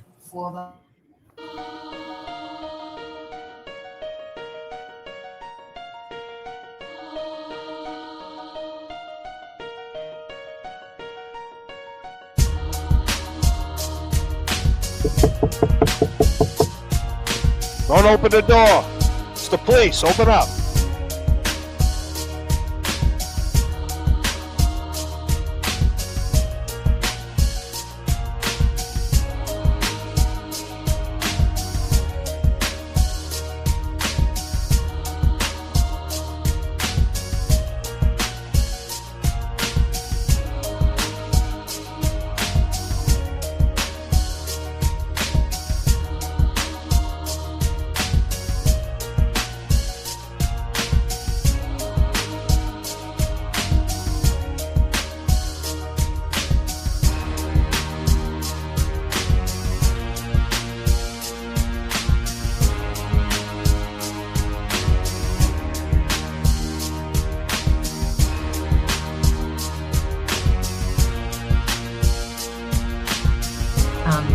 And he said that Carrie Ann used to come to his house, and that Janet had called the Somerville Police Department on them and to get her back, and that the police came and got her. She was 16 at the time, and he was 18. And he said that Janet said that Carrie Ann was delinquent with her curfew. She had been, I think somebody talked about they put her on a chins. They put Carrie Ann on a chins, so she must have had a curfew, and she was beyond her curfew. So he asked him who he thought had killed Janet, and he said he didn't know. And then he said, well, who had the motive? And his response was, well, maybe her ex-husband, I guess, but that would only be a guess. Curry is upset with me. We broke, and so this is 97. We broke up. Actually, it's right after the trial. Eddie's trial ended, 10/30/97. Carrie is upset with me. We broke up from fighting about 3 weeks ago. She washed her hands at me, of me. He hadn't the. He claims that he broke up with her. He told us he broke up with her in the 90s, and she actually knocked on his window sometime between the time of this incident that took place. We also found out through Adi, of talking to Adi, we asked him who told Carol, because he claims when he was driving, the dispatcher called him up, right, Kevy Kev? That's right. That's right. He claimed that dispatch notified him to go to your sister-in-law's house. Something had happened. And remember, we asked him, well, who told Carol, and who did he say? He said, I believe it was Carrie Ann. Here's a rap song based on your lyrics and fame. You wrong. Carrie Ann, huh? And Margot Nash is saying this private investigator, well, this lawyer that he told who passed away, now that's passed away, had all these notes on him, and it was attorney-client privilege that said that right after the trial ended and Eddie got found guilty is when they broke up. We got some more questions for him, man. We're going to have to go over this video with him on here and hear what he got, because I don't think Marty realizes this is Margot Nash talking. See, when we're talking, we're too cool for school. You know what I'm saying? You know, I'll call him right now if you want. Jay Brilliant got the smooth haircut. Kevy Kev 781, man, looking like he just jumped off a Holly, and J.F.K. looks like he just jumped off a stage and shit. Like, you know what I mean? Like, he doesn't take us, like, not saying he don't take us serious, but we're just homies, right? Like, but Margot saying it, it's just different, man. The respect is different. He knows Margot. This woman got no reason to lie. You know, go ahead, call him up. See if it send him a link. Y'all caught up, Adi? Adi or Marty? Marty, hit Marty up. But Marty and Adi get an all third party. That's all I know. We got somebody in the chat, Mass Dad. Yeah? What they saying?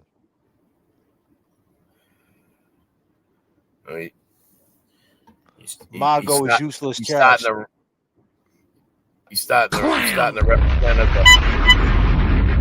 You are a clown. A clown. Keep Mass Dad here. Keep him here. What do you know about Margot, man? Keep talking, buddy. Keep talking. Jermaine, go ahead. She wants you to say it, bro. Adi, you all caught up? Y'all caught up, Adi? God damn, he's You gone. never said anything about the fucking dog. Yeah, Natalie already hit him, man. Already hit him with the wrench. He's going right to voicemail. He must not have service. I text him, though. And for Miss Christina, too.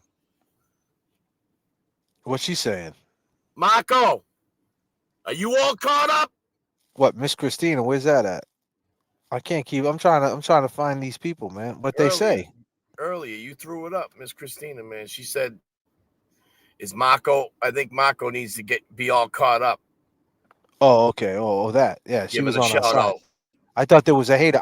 Listen, Natalie and first off the bat, let me just say, Natalie, mods, What the Duck, Norman Corey, Making Changes. Of course, Josie's on a vacation far away, still our girl. All my mods, I appreciate you. You know we can't do the show without you, for sure. But tonight, on this particular thing, this is how we sought Artie out. This is how we get information. When someone comes in the chat talking shit, let's suss them out a little bit. If we find out they're just a troll, they can get the fuck out. But if we find out they might say something that's related or in that time frame, we want to keep them around because they're not too smart.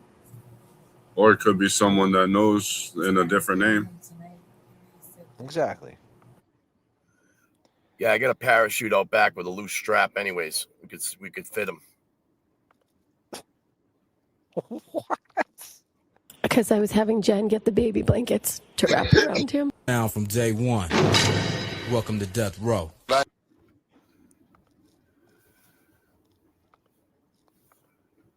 Yeah, so let's keep going on this.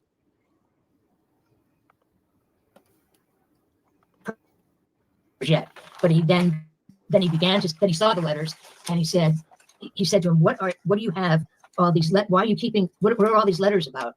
And he said, let me see. He said, oh, where's my notes? Hang on.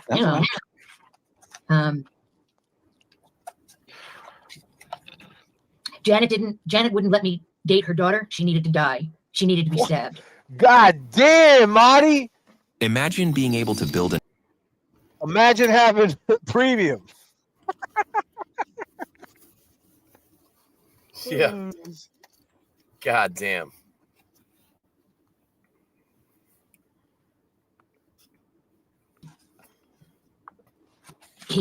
I'm trying to see if there's any other information. He then sent a letter to this person and said that with some of these letters in it, which is why he had them in his file. And he said, keep this in my memory. So he wrote the letters to keep these in my memory so I can confess my sins if I ever go to confession. Now he's got a lot. He's diagnosed as schizophrenic.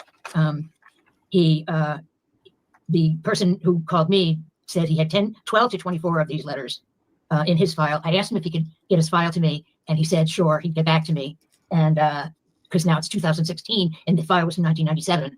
And then when he called me back, he said that he could not do that because it was attorney-client privileged information, and so he couldn't release it. And I understood that, but he said, I don't know why nobody ever investigated this guy. I said, because how are we going to get any information if you have all the information and we can't get it? That's right, why. yeah. And he just told me this. I'll be happy to do it, but I got the file, and he could not give up the file, and he would not. He won't give up. He won't give up the letters. No, even to this day. It's part of a legal file that he says. You want to give me his number? I'll get him.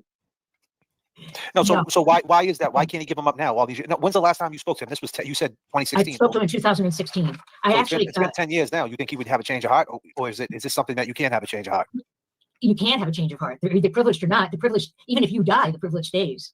But I mean, I think there's some exceptions to it, But I couldn't advise him of that, and so he wasn't a lawyer himself. He got some legal advice, and they told him that he could not do that. He could not release it. So this lawyer is sitting on these letters right now that came from a computer from this kid that wrote over 100 letters, some before she died and some after she died, threatening to kill her. And he said he had sent some of the letters, and he had not sent others of the letters. So what do you mean? He sent some of them to Janet. Well, then there you go. Janet was worried about something was going to happen to it. It all coincides. But obviously he didn't. I don't know if he signed them or, just they were just. He didn't sign them. This makes sense. This makes hella sense because you got to understand, right? I already said that Carrie Ann called Carol, right? Now I don't know where.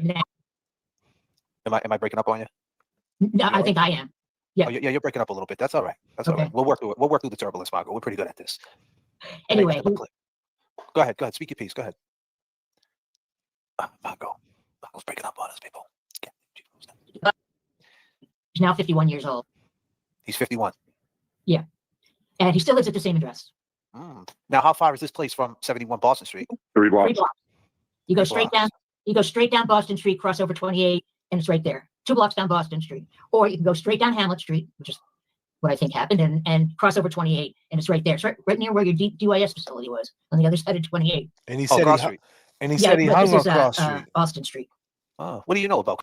He said he hung on Cross Street. Remember? Cross Street there, Margot. You went to go visit a couple of clients there? Well, yeah, I know a little bit about DYS.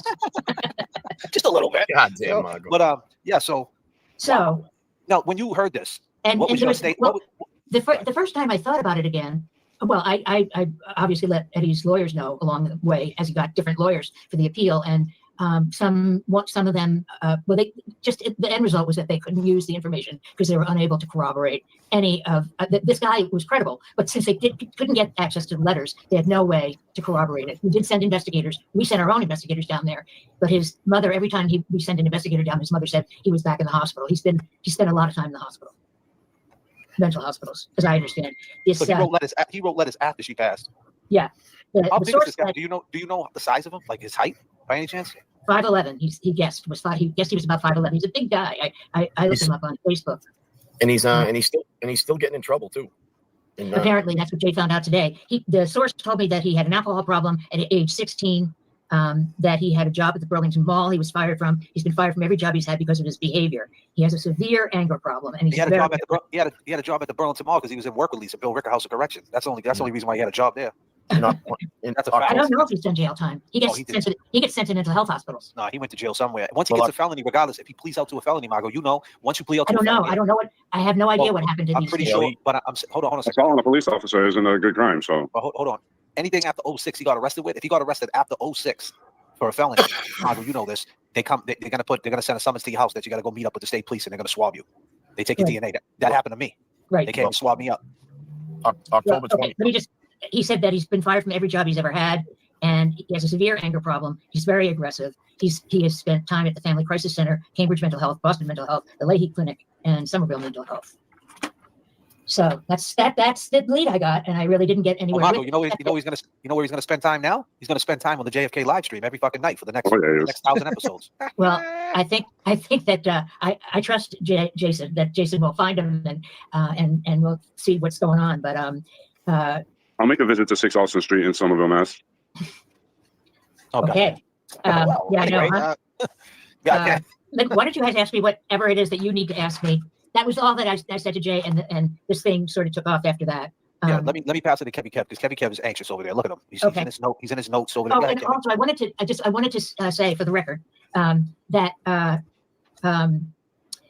there were 3 male sources of DNA found in the house. One was a bloody fingerprint in the washroom where the sink was running. That was not Ed's DNA. That was another one. And there was the one under her fingernails, and then there was a male DNA. They did test some of those blood droppings down toward the cabin. There was another DNA in that one. So that's all I know. Can you run that one more time? Can you say that one more time, please? Because I might have to clip that. Go ahead, say that one more time. Okay, I've got that written down here somewhere so I can say it.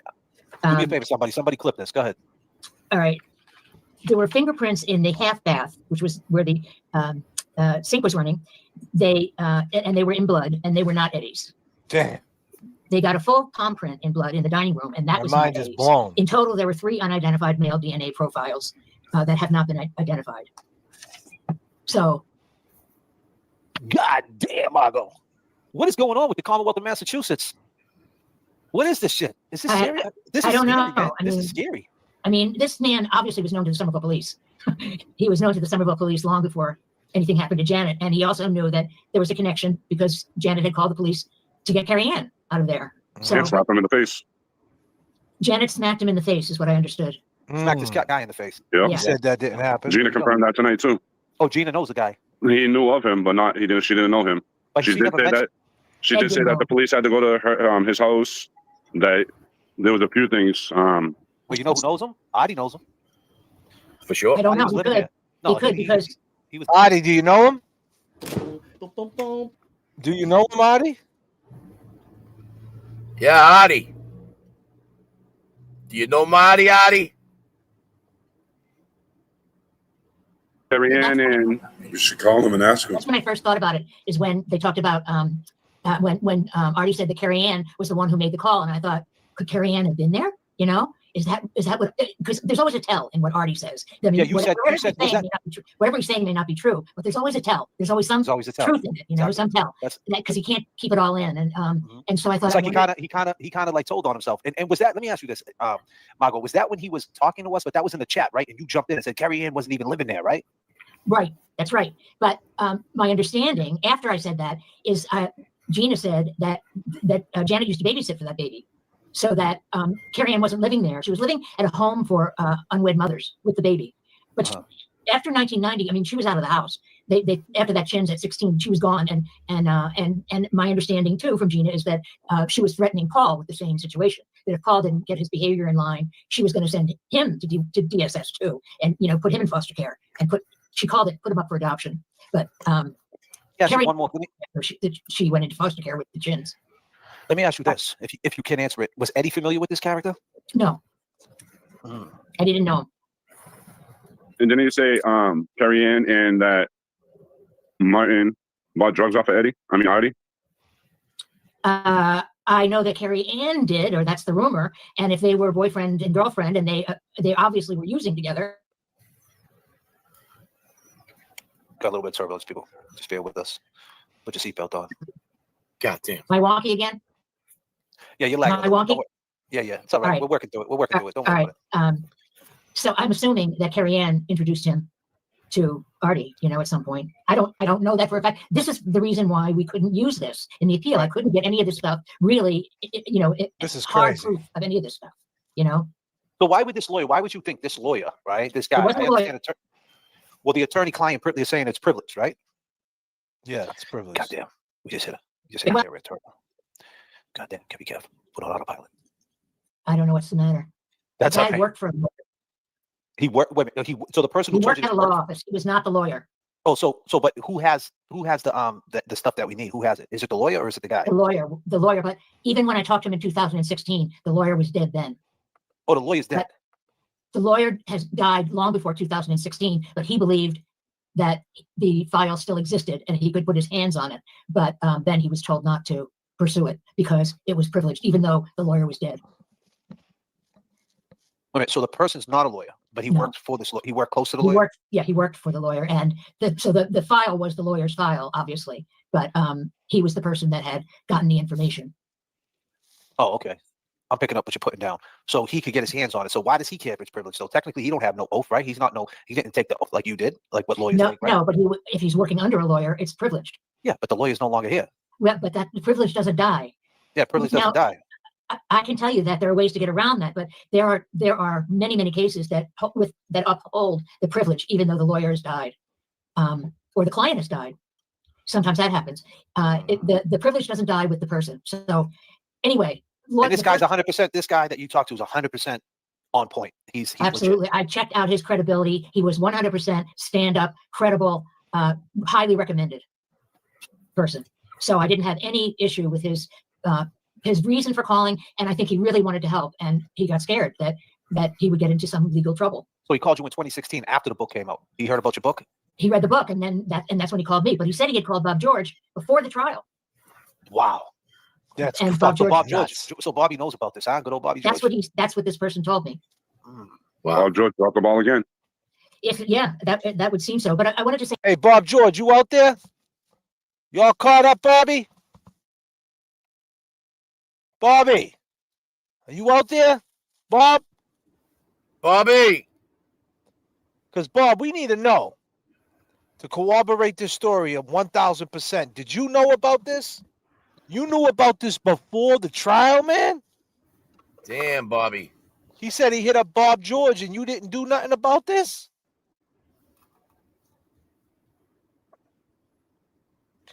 So let's talk about what happened after this live. After this live, Jay Brilliant, Norman Corey, Margot Nash, J.F.K, Kev 781 on the Cash App. And by the way, if you want to support Jay Brilliant, his Cash App is JBM, right? Jason BM90. Jason BM90 on the Cash App. Jason BM90. You're going to see Jay Brilliant, his name there.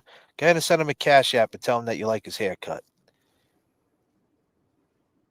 But here's the deal. Went on and we talked to Marty when I was in Boston.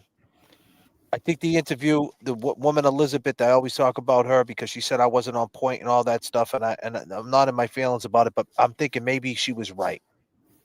I said that I was on my A game, at least I thought I was, but now that I listened to this Margot Nash interview and then I kind of reflect a little bit, maybe we weren't on our A game because there's a lot of things in there.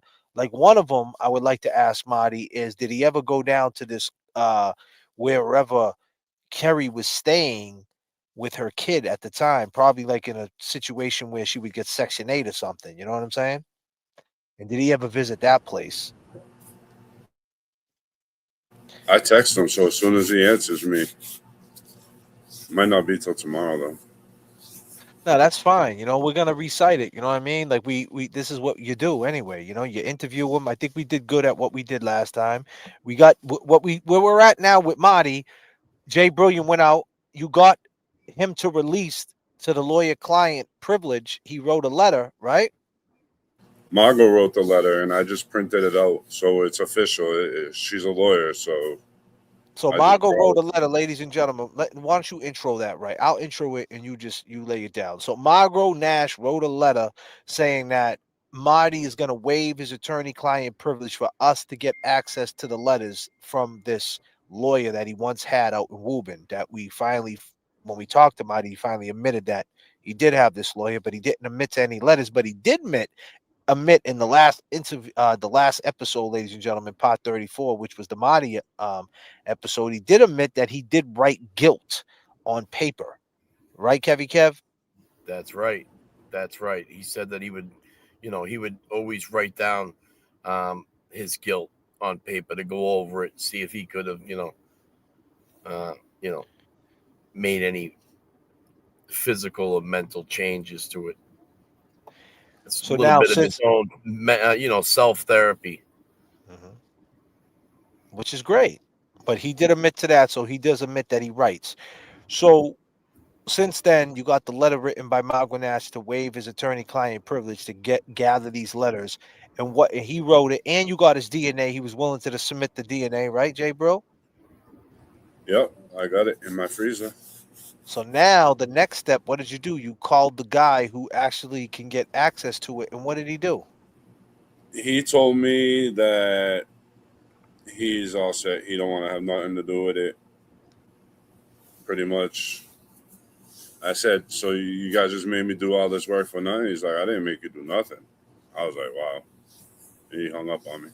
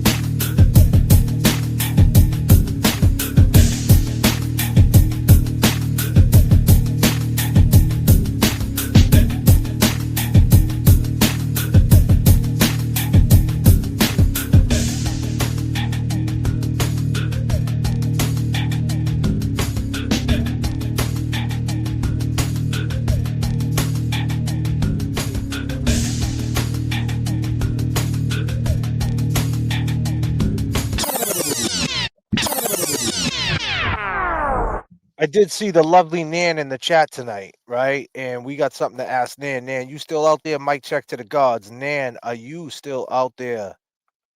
Nan, we're paging Nan. Nan, are you out there? Message from the flight deck. We're paging Nan Gallagher. Where you at? Nan's right here. So Nan, we gathered the DNA from Marty, not Artie, Marty. He's another third party. Would you believe it? And it all rhymes. That ain't by accident either. Jay Brill has the DNA. Margot Nash requested. Would you pay for, and I hate to say it like that, or would you take care of it because you have access to whatever? Because you did say that you would help with the DNA to get ran. Would you run Marty's DNA? Get it ran? I don't know how that works. I don't know how to go about it, but that was Margot Nash told us to reach out to you. I was going to do it privately, but since you're here publicly, I don't think it's something to put behind the scenes. Why not? I'm not trying to put you out there. Not trying to push you into anything, but are you willing to help? Do you think it will help? Maybe you have another look on it. Maybe you need to talk more behind the scenes to Margot to figure out if it even helps. But I'm not trying to throw you on the spot, but this is entertainment, and Nan, you definitely a part of the show. So I'm just in the long game as we keep transparency. And this is what Nan said. Yes, I will pay to have it tested. Yep. Oath Ram. Is that how you say it? Oath Ram Labs. Where's that at? I don't know what that is, but Nan, I'm gonna put you on a group text with the one and only Jay Brilliant, and you guys can get it ran. And I think the next step after that, since when we talked to Margot says that Eddie up in Gardner has all the DNA and he can actually run it himself, compare it. So this is breaking news, ladies and gentlemen. Everybody in the chat. Everybody, I gotta find the right goddamn everybody in the chat. If you had one word for Nan Gallagher, one word for Nan Gallagher, what is it? What is the word? Goddamn, Nan. Whoop, whoop.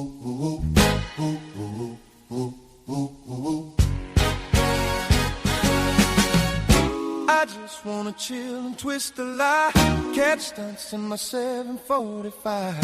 You drive me crazy, shorty. I need to see you and feel you next to me.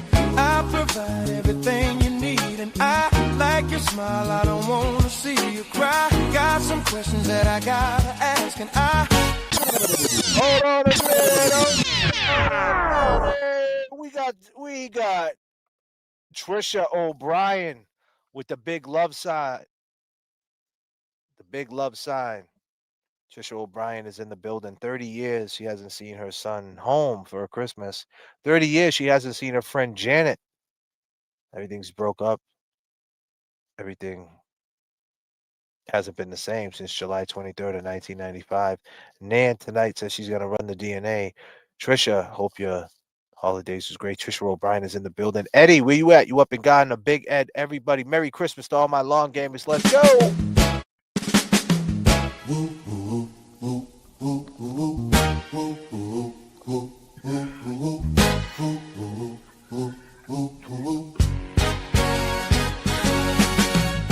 I just wanna chill and twist the lie, catch stunts in my 745. You drive me crazy, shorty. I need to see you and feel you next to me.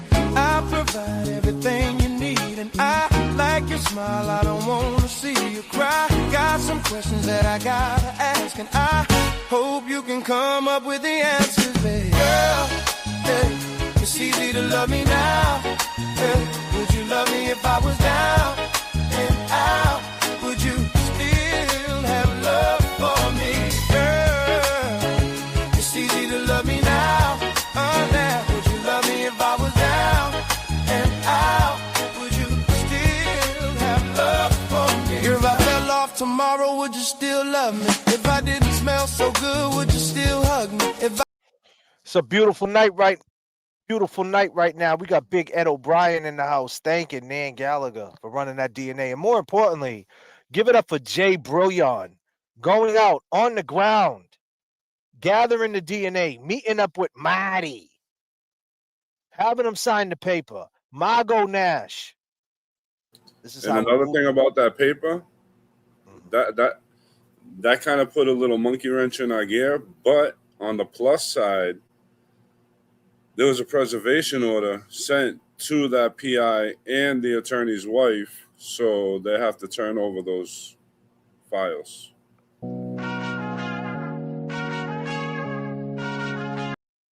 God damn. That's right. And that was sent out to them last Friday. They got it last Friday.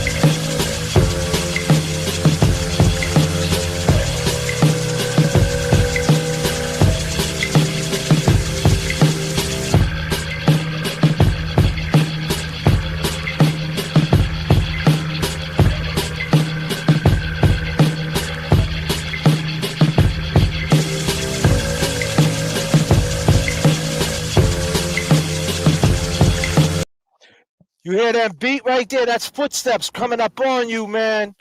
No matter who you are, we're going to walk up on you when we want, how we want, when we want.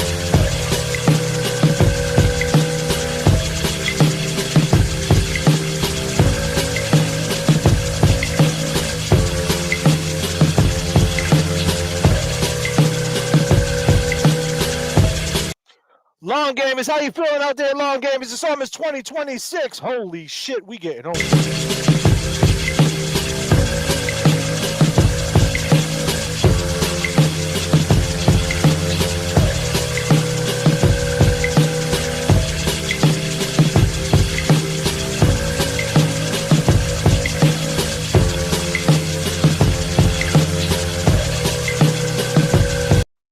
But you know, we like it hard body. We like to walk up on people, but then again, we like our ladies and we like to slide up and we play these beats. We jump in the old Cutlass, you know, the 88 Cutlass Supreme with the T-tops. Oh, don't ever get it twisted. And we play shit like this.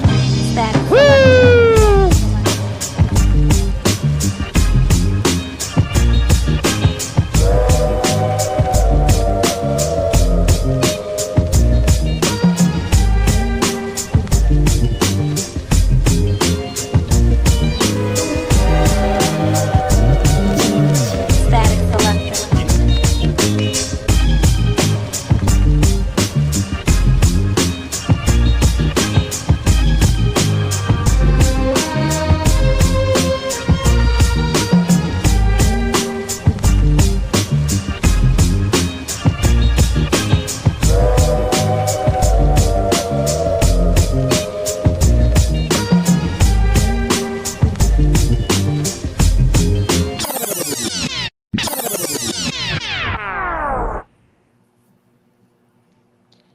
Well, since we're in the mood for bombshells, that's what we're doing tonight. I just got a message from the flight deck. He's on the back of the plane. He just walked back up to the front of the plane. Goddamn, Jay, bro.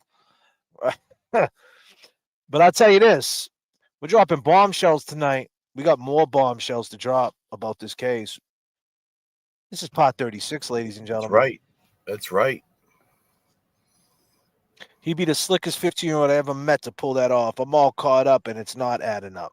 Once again, I'm glad to be back on this flight with the boys. That's right, Shannon Ryan, mods, and the beautiful people in the chat. 2026 will be a great year for the JFK channel, doing great thing, guys. Absolutely. And Breezy for crossing 3 lanes for Eddie. Goddamn. Don't forget about Ruthie coming in. She's been a member for 2 months. Becky says, you don't have to imagine. New member, the unforgettable. Damn, you forgot to renew your membership? Thanks for becoming. You forgot to become a member all this time? Goddamn, unforgettable. Goddamn, unforgettable, man. Sheesh. Goals. Canada loves JFK. Well, that's funny. I love Canada. Don't forget the brothers unaliving. Absolutely. We're getting there, Mitch. We're getting there. You got to calm the fuck down. Thank you so much for the 5. Leslie coming through. Michigan long game is here for sure. 22 black. Don't forget to cut the 00s. Miss 808. The girl. This is huge. The work never. This is huge. The work never does end. What a hot. Big fan of Nan. JB. Oh, wow. Becky coming through again. And this is how you fight corruption. Oh, goddamn. What the duck, our girl, Mother Duck. This is what putting in work and making a difference looks like. Goddamn. Leslie Nail again with another 20 for Jay Brilliant. Oh, Jay Brilliant. Oh, I like that. Oh, Gifted shit. 10 JFK memberships. Shit. Goddamn, Jay Brilliant. Brilliant. Okay, I we like got that. one. Yeah, we like that. We got that in there. God right? damn. For Jason, good job. Another 20-piece chicken McNugget. Becky gifted 1 JFK membership. Welcome, Jay Brilliant. Solid. The Unforgettable says, I forgot that I wrote this super chat. I'm only kidding. Unforgettable says, much love to you guys. Great work and great streams. Proud of you guys. Much love to the O'Briens, mods, and chat. Thank you, Unforgettable. $20 for Jay Brill. Awesome job. Thank you. Once again, thank you, JFK. No worries. Lisa O'Neill coming through again. Let's meet at any casino. Neil would love to play the table. 2026, 22 black. Is it? I believe in it. Absolutely. And Chrissy became a new member. Thank you guys so much. Making it rain. Josie Lou, Leslie and Neil, blessings for sure, for sure, for sure. Well, as we travel on, I'm gonna play a little bit more of this video, and then we're gonna talk a little bit more about another name that you guys might be familiar with. You know, God damn. I'll just say this, right? You guys, let's just say this. What if Eddie had an expert like this on his side? Evidence other than physical evidence? Did you look at any data evidence? I don't know what you mean, data. Like data you would find on a cell phone. When you were doing differential diagnosis, did you look at any information that would tell you? When you were doing differential diagnosis, did you look at any information that would tell you what the speed of that impact may have been or allegedly was? Well, other than physical evidence, did you look at any data evidence? I don't know what you mean, data. Like data you would find on a cell phone. When you were doing differential diagnosis, did you look at any information that would tell you? When you were doing differential diagnosis, did you look at any information that would tell you what the speed of that impact may have been or allegedly was? Well, it didn't hit him, so it doesn't matter. Okay. So I'll let the long gamers sit with that for a minute as we travel on to the next part of this video. Think about great. that, lady. It'd be great if he could get, you know, a second some thing real good, that is credible was a experts. real head turner for me. In 2001, ML's brother committed suicide. Guess what date? July 23rd, 2001. Oh, okay. Hold on a minute. On the anniversary. Hold on. The anniversary. Everybody needs Janet's anniversary. We gotta go up to 39,000. There was turbulence in the chat. God damn. God damn. This is how we grew our podcast to over 10.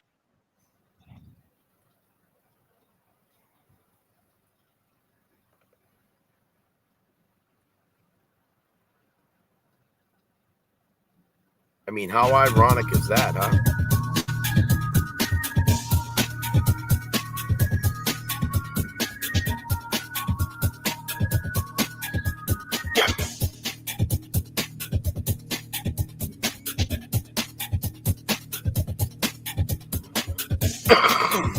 That shit sounds dope fast. Yeah.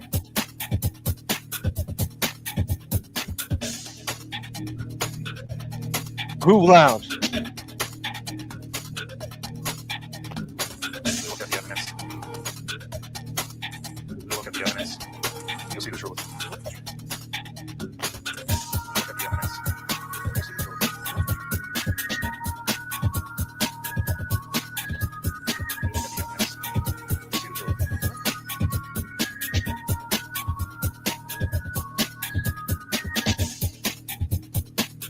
God damn.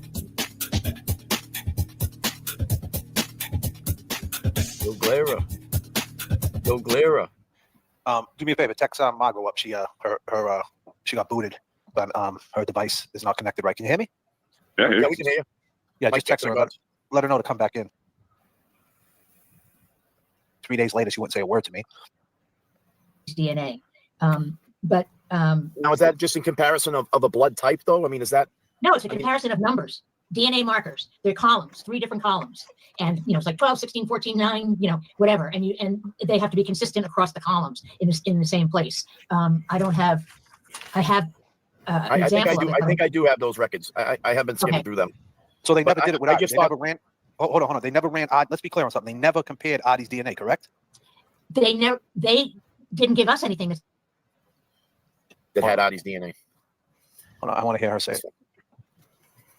Said that I do not share his feelings about the district attorney. But let me run that back one more time because you was lagging a little bit. They never shared Adi's DNA. They never gave us anything that showed the DNA profile of Artie Ortiz or any of the other people they took DNA from. We certainly got no reports that we were told that the only person that they compared the DNA to was Eddie. They never tried to compare any of the other people to the DNA. You don't think they ever did it? I from what they did with the fingernails, I would believe that they ran them, and if they found out it was connected to somebody else, they deep sixed it. They deep sixed it. You I believe can the believe that. Commonwealth? You believe the Commonwealth of Massachusetts, a place that you worked in for years, the court system. You believe that they would do that? I believe in this particular case they did that and more. You know, that would not surprise me. Let me just tell you. God damn, Margot. You want to talk about? Did you just hear that, people? Yeah, I mean, that was crazy. Yeah. She said they deep sixed it. That the fact that there are 3 male DNA profiles is not in any they gave us. It's in the notes that Eddie. It's not in none of the. It's in none of the reports. She's saying the 3 DNA profiles she's talking about are not in the reports. It's in her Tom Riley's notes. Got from his Freedom of Information request. And he got it from the Freedom of Information request. Holy shit! I'm going back to Massachusetts. Something's telling me I must go home. And the lights all went down in Massachusetts the day I left her standing on her own. I'm going back to Massachusetts. Something's From the telling chemist. me In there are 2 other DNAs that she never talks about. And that's how we know. So, and you know, it just, there was just so much that was, you know, it takes, you know, 3 things for a wrongful conviction. The police have to fail, you know, the court system has to fail, and the defense attorney has to fail. And with Eddie, you got to have a politician, you know, running against you. You know, I mean, he had every you know, earmark for a false roadblock. Yeah, he had every roadblock. So, do you think that's the reason why? Do you think it's the reason why that this is not happening for Eddie? Like they're going to say they did run it, but they never gave you the information on it. But they're going to just say, "Hey, trust us, bro. We did run it, and it's not." Oh, nobody would ever trust them. Trust me. You know, no, but what I'm saying is, like, is that like no? Mary Ryan can say, "I looked at the file and we did run it, and it didn't match." And I would say, any lawyer would say, "You need to show me the report." You know. What's up with this? Who's this guy, Herbert? I never seen him in here. He said, "Ask Margot." Never seen him again. Send an ML to the state hospital to get an evaluation when he got arrested in '97. Never seen that dude again. Spooky world, Herbert. Who are you, buddy? I do know that he was sent. I think I've seen him before. How does he know that? I don't know. He got a 30-day observation at the Family Crisis Center, Cambridge Mental Health, 30-day evaluation. And Riley sent him? It was Riley though? No. Ask Margot about Riley getting sent? Yeah, it said no. It's Riley sending ML. Riley. Sorry, I don't know if Riley had anything to do with ML.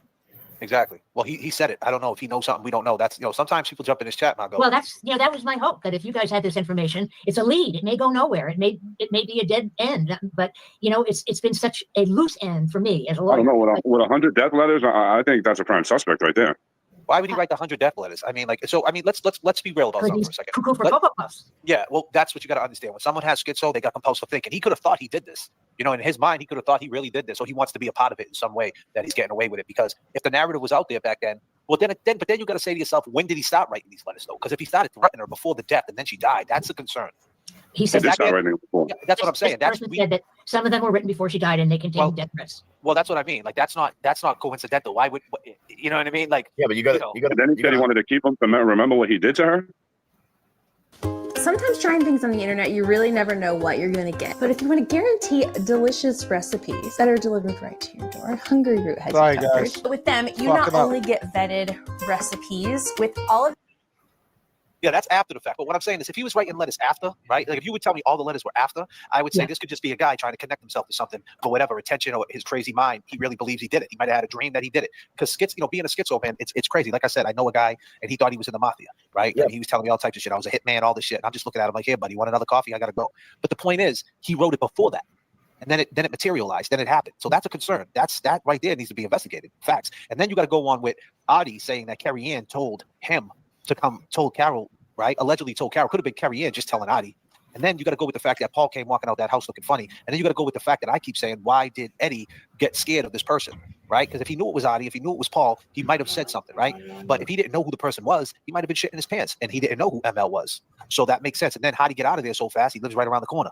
How do you get rid of the murder weapon? How do you get rid of the bloody clothing? How do these things happen if he lives right around the corner? So it makes a lot of sense. And like you said, there is a lot of truth to what Adi says when he said Carrie Ann. Once he threw Carrie Ann in the mix. Now I don't know if you're into that was brand new to me. And I'm thinking, Carrie Ann, is that his tell for this? You know. Well, let me say that again. So in 30 years, it was the first time you heard about a cat, correct? Right. In 30 years, it was the first time that you heard that Paul wore high heels and Janice Jones, right? I never heard. Damn, look at this shit. In 30 years, look at how much shit we uncovered. In 30 years, it was the first time you heard Carrie Ann call Carol. I've never heard that either. Yeah. Those are we worked it two on this channel. And I've never heard that. God damn, man. And hold on. I think there's another one. Hold on. I got to big us up for a second. High heels and Janice Jones, right? And is that his tell for this? You know. Well, let me say that again. So in 30 years, it was the first time you heard about a cat, correct? Right. In 30 years, it was the first time that you heard that Paul wore high heels and Janice Jones, right? I never heard that. In 30 years, it was the first time you heard Carrie Ann call Carol. I've never heard that either. Yeah. Those are we worked it two on this channel. God damn, 30 fucking years. Would you believe it? Would you believe it? Dan, that Jackie Vems? Jackie Vems is back in the chat. Let's go, Jackie. I got something for you. Damn, Jackie. Here we go, Jackie. Now tell me, let's dance. Jackie Vems. Jackie Vems always sending the super chats, keeping the plane rocking straight up. Now tell me, let's dance. Let's make the goal. Let's dance. Let's dance. Jackie Vems is back, yo. The super chats, keeping the plane rocking straight up. Now tell me, let's dance. Let's dance. Make the goal. Let's dance. Let's dance. Let's dance. Let's dance. Here we go. Long gamers. Let's go. Turbulence in the chat. J.F.K. and James Kevy. 781, get the job done. 39,000 feet above it all, last call. James Jackson makes the show complete. Kevy Kev gets you on your feet. Let's dance. Don't care what the other channels do. This panel is true. Let's dance. Let's dance. Let's make the go. Long gamers. Let's go. Let's dance. Let's make the go. Let's dance. Let's dance. Let's dance. Yeah. Don't care what the other channels do. This panel is true. Karen Reed in the chat. Justice for John is where we at. Yeah. Let's dance. Yeah.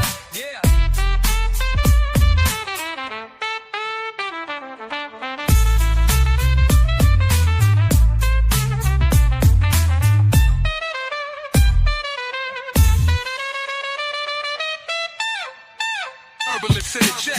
A turbulence in the chat. Turbulence in the chat. Turbulence in the chat. Turbulence in the chat. Turbulence in the chat. Turbulence in the chat. Turbulence in the chat. Jackie Veins always sending the super chats, keeping the plane rocking straight up. Now tell me, let's dance. Let's make the goal. Let's dance. Let's dance. Let's dance. Jackie Veins always sending the super chats, keeping the plane rocking straight up. Now tell me, let's dance. Let's make the goal. Turbulence in the chat. Yeah, on turbulence in the chat. Turbulence in the chat. Turbulence in the chat. Jackie Veins always sending the super chats, keeping the plane rocking straight up. Now tell me, let's dance. Let's make the goal. Let's dance. Let's dance. Let's dance. Don't care what the other channels do. This panel is true. Cameron Reed in the chat. Justice for John is where we at. Let's dance. Let's dance. Let's dance. Let's dance. Let's dance. Let's dance. Let's dance. Let's dance. Let's dance. Let's dance.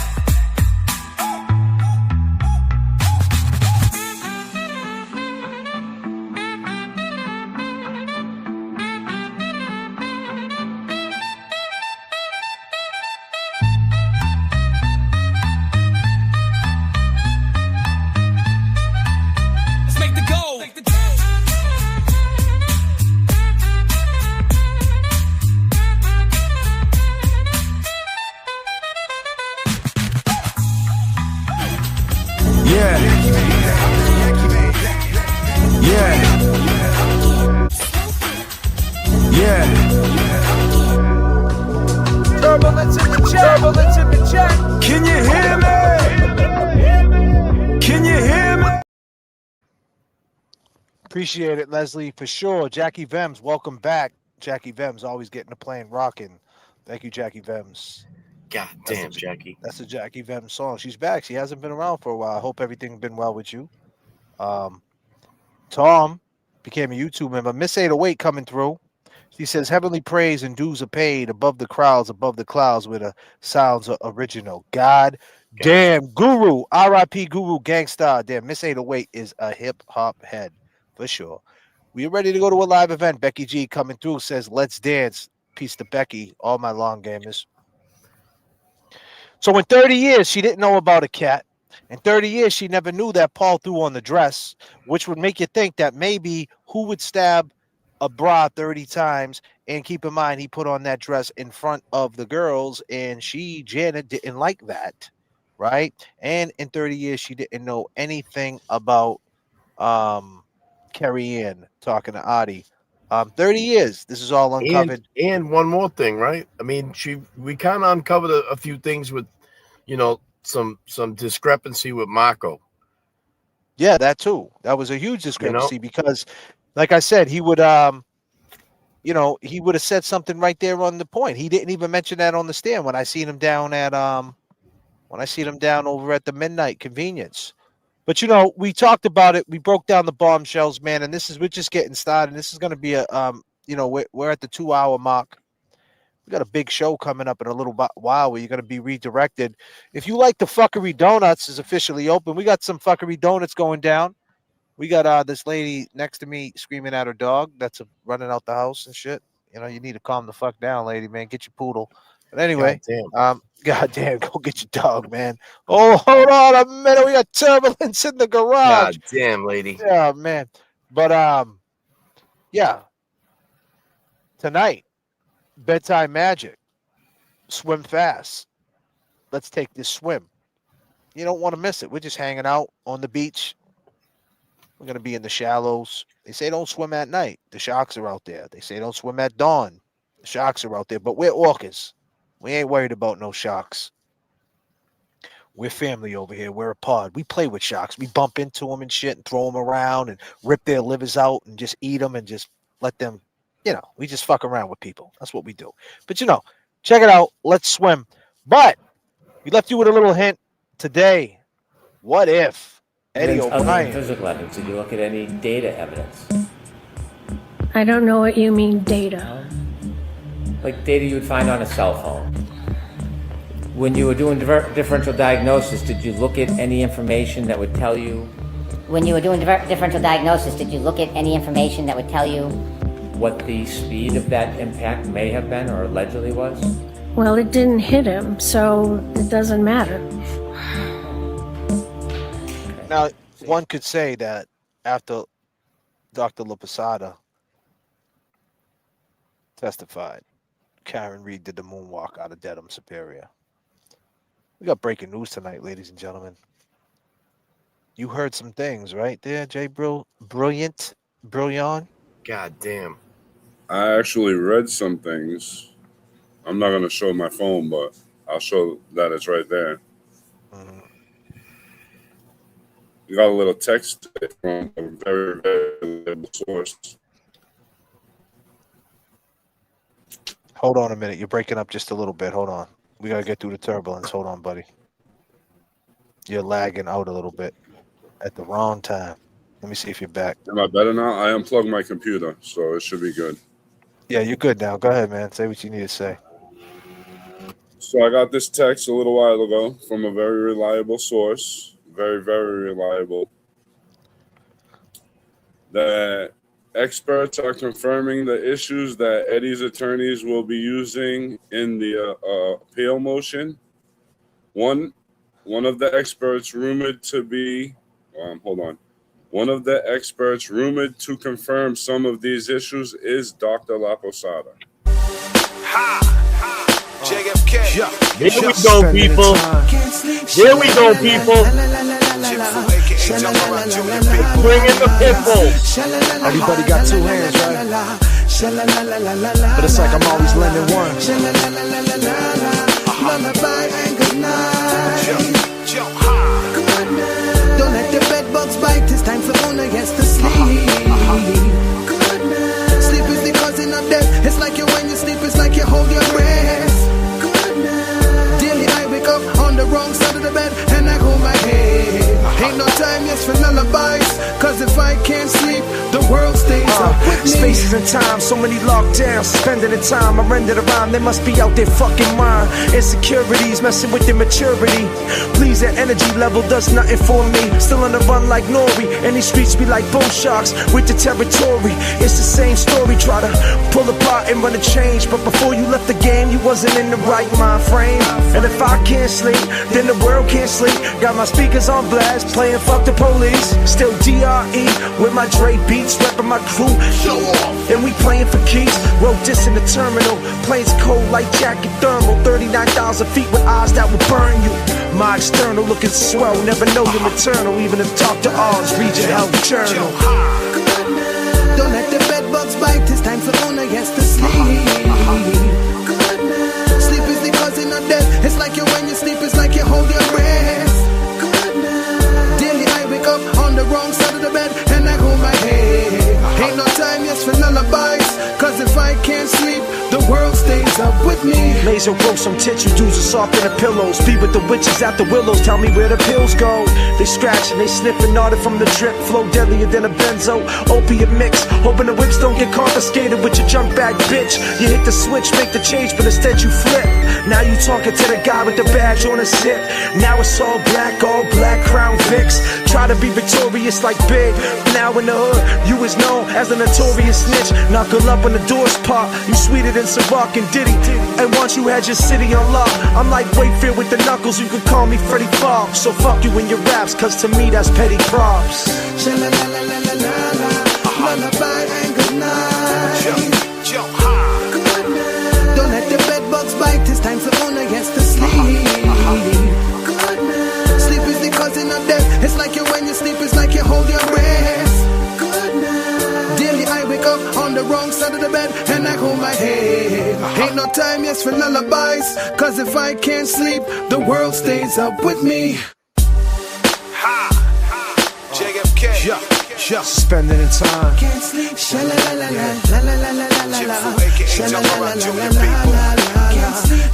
Everybody got two hands, right? But it's like I'm always lending one. We're working too, yeah. Everybody got two hands, right? But it's like I'm always lending one. But let me tell you, people, that concludes Pot 36. You know we're going to come back with Pot 37 stronger and harder. But in the meantime, keep your notifications on. You're going to be redirected 12 a.m. We're going to be back. It's going to be a little different. Maybe a different hat. Maybe a different pair of sunglasses. God damn. Maybe a coffee instead of an energy drink.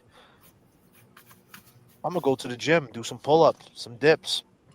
I keep thinking it's Friday, but it's really only Tuesday. Would you believe it? So I got to get to it.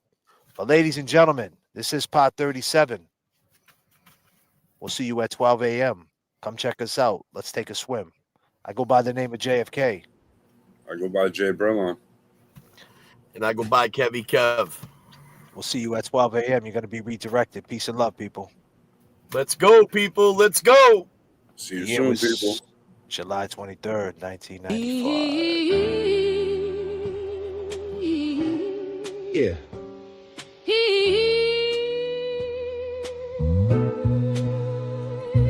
Yo.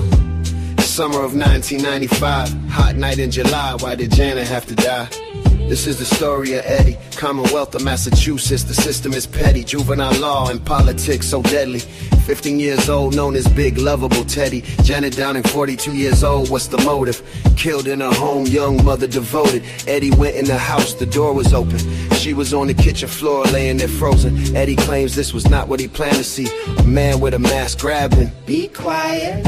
I will kill your whole family. Eddie left the house, ran up the street. Around the corner, washed up in the bathroom at Burger King. Janet was stabbed multiple times. Rest in peace. It was a gruesome murder scene. I agree. Eddie went to his work, said he got jumped, but never said a thing. What?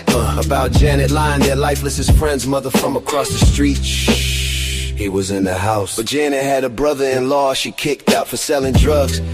Said if anything ever happened to her, it's him you bring up. The night of the murder, he showed up, was acting suspicious in the front yard. Gina in Virginia says he was looking for his keys. It was humid and muggy, but we were showered and neat. He was a cab driver looking for his key. Looking for a key to one of the cabs in the fleet. Yes. How did he know something happened on that street? Eddie says he is innocent, and the cab driver did it. Who do you believe? Believe. DNA under Jana's fingernail unidentified. Who do you believe? Come on, come on. This is the story of Eddie. 15 years old. Life in prison. This is the story of Jane and life taken and stolen. For no reason. It was the summer. July 1995. Do you all remember? 30 years ago, why she have to die? 15 years old, locked in a cage of murder that he always denied. Let's go. Summer of 95. Life goes by. Welcome to the stream. Long gamers. Peace and love. La la la. Let's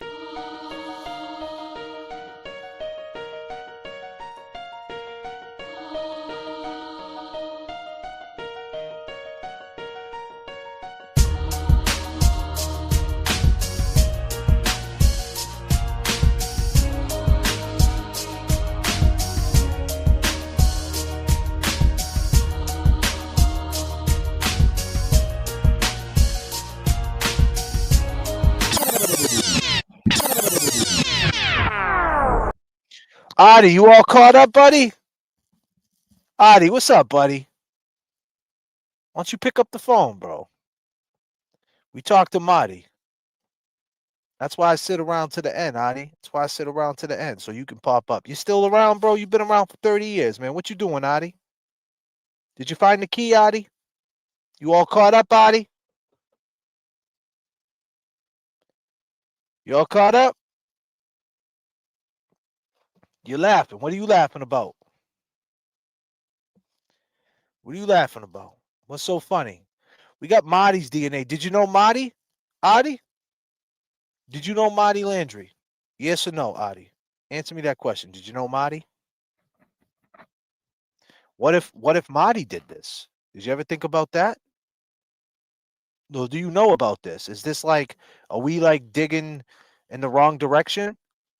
People think it's you. I never said it was you, Adi. I said, you know, you're definitely a third party when it comes to the court of law, right? You know, for a defense, you were there looking for a key. You did say you went for a kitty litter box. You did lie to us. So you're 100% a third party, dude. Does that make you the murderer? I don't know, man. You know, I don't know that, right, Adi? I can't say that 100%, Adi. But now we found out about Marty. It rhymes with Adi. It actually rhymes with third party. Third party, Adi, Marty. Would you believe it? 2026. The year was 1996. God damn. 30 years since he got convicted. 31 years that it all went down. And the law, big no. What do you mean? It's not a big no, because if he goes to get, it was a big no because the presence of mind at the time, Adi Ortiz. Are you paying attention to what I'm saying, my dude? You know, I heard through the grapevine, Adi, and I'm saying this with all due respect. I heard through the grapevine. I don't know how true it is. I heard that your daughter passed away out there in Charlestown. And if that's true, Adi, I don't know if she's your daughter. People just send me stuff saying that she was your daughter. She, you know, she was out there, you know, caught up in the grind. This girl named Kerry, I think her name was too. Forgive me if that's not her name. But if that was your daughter, RIP to your beautiful daughter. And I'm sorry, Adi. And I really, truly mean that. I'm not saying that to get a pop from you. I'm not saying that to get a rise. Like I said, Adi, you did lie. And that raises questions. Her name was Kerry, right? Yeah. And if that did happen, 100% sorry for your loss, my dude. I know it just recently happened through the holidays. Sorry to hear that, Adi. If that is your daughter, I don't know. That's what people are telling me. I don't know. Losing a kid is never easy. And even even through this case or whatever. And even if you would have done this to Janet or involved, we don't do two wrongs make a right. That's still your daughter. You were still her dad, if that is the case, Artie. So RIP to your daughter, if that is the case. But do you know Marty, Artie? Do you know?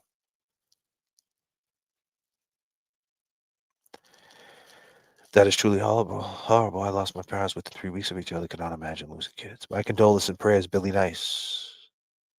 EPAGS Day 2025. Sorry to hear that, Artie. Shannon Ryan, 2010. My condolences, Artie. You're getting a lot of love, Artie. A lot of love. Prayers, Artie. Michigan Girl, 7-8.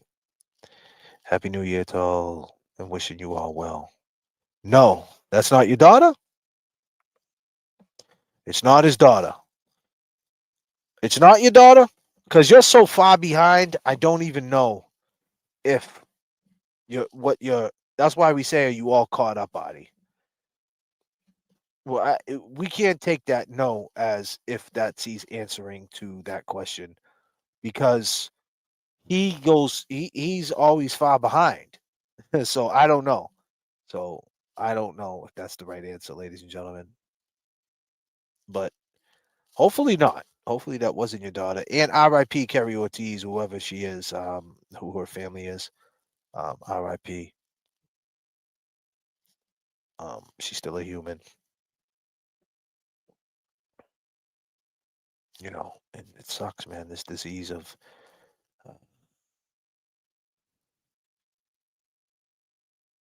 addiction. I mean, someone hit me up that was from Somerville and swears that it was his daughter, but I don't know. And they swear that you was actually an addict too, and that you was active in addiction at one time doing heroin and shit too. They swear by this from Charlestown. Charlestown kid. Yeah, the projects, the bricks. The fucking bricks though, yeah. Yeah, the bricks though. I was out there, we shooting informants, not drugs though. We did a fucking army truck though. Me and shooting informant, not drug, no. We went up to Nashville, New Hampshire, no. Yeah, no. Yeah, no. He left me, dude. He stole his Z24, dude. Oh, his niece. Sorry about your niece, my brother. Sorry about your niece. That still sucks, man. Your sister, your brother, whoever child it was, horrible, horrible, horrible. Sorry for your niece, for sure.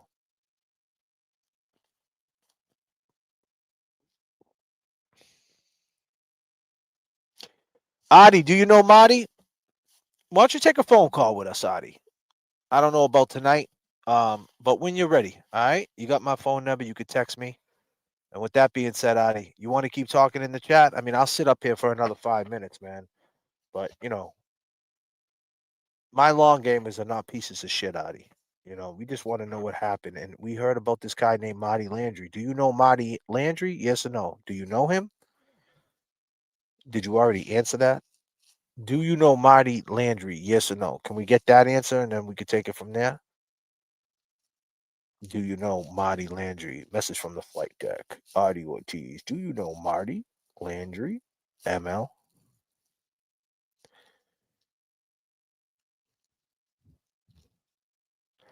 $275 people on board. How we doing out there, long gamers? Mic check to the gods. J.F.K. got pull-ups to go do for real, Becky. Gotta stay on schedule, stay on task. Got to.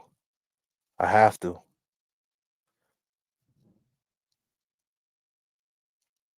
Then I'm gonna go eat 7 eggs, right? 2 pieces of cheese right after I'm done. And then I'm gonna get a coffee, and then I'm gonna go for a swim. Would you believe it?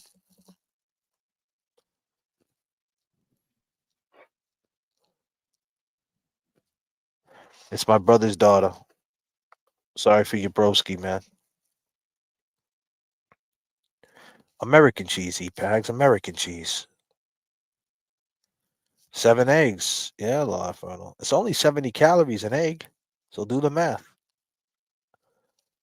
It's not a Eggs are the greatest thing, the best thing, man. You could eat eggs all day long, and I'll tell people all day. You get hungry, eat eggs.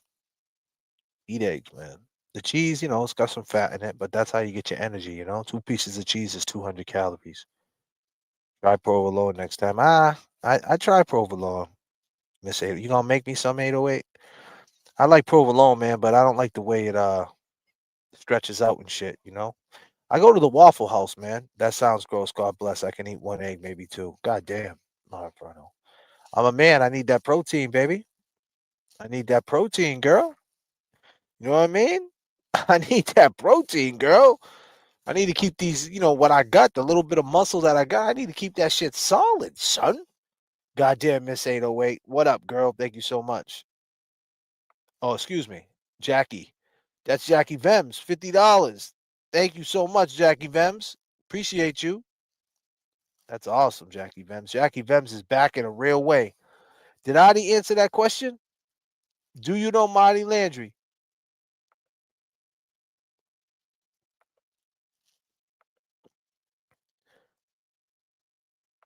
Overnight oats? Yeah. Some people say that oats suck. You know what I mean? Some people don't like oats. I like overnight oats.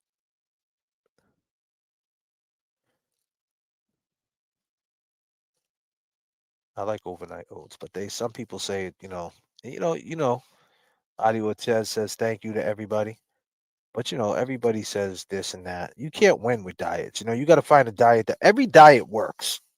Any diet works.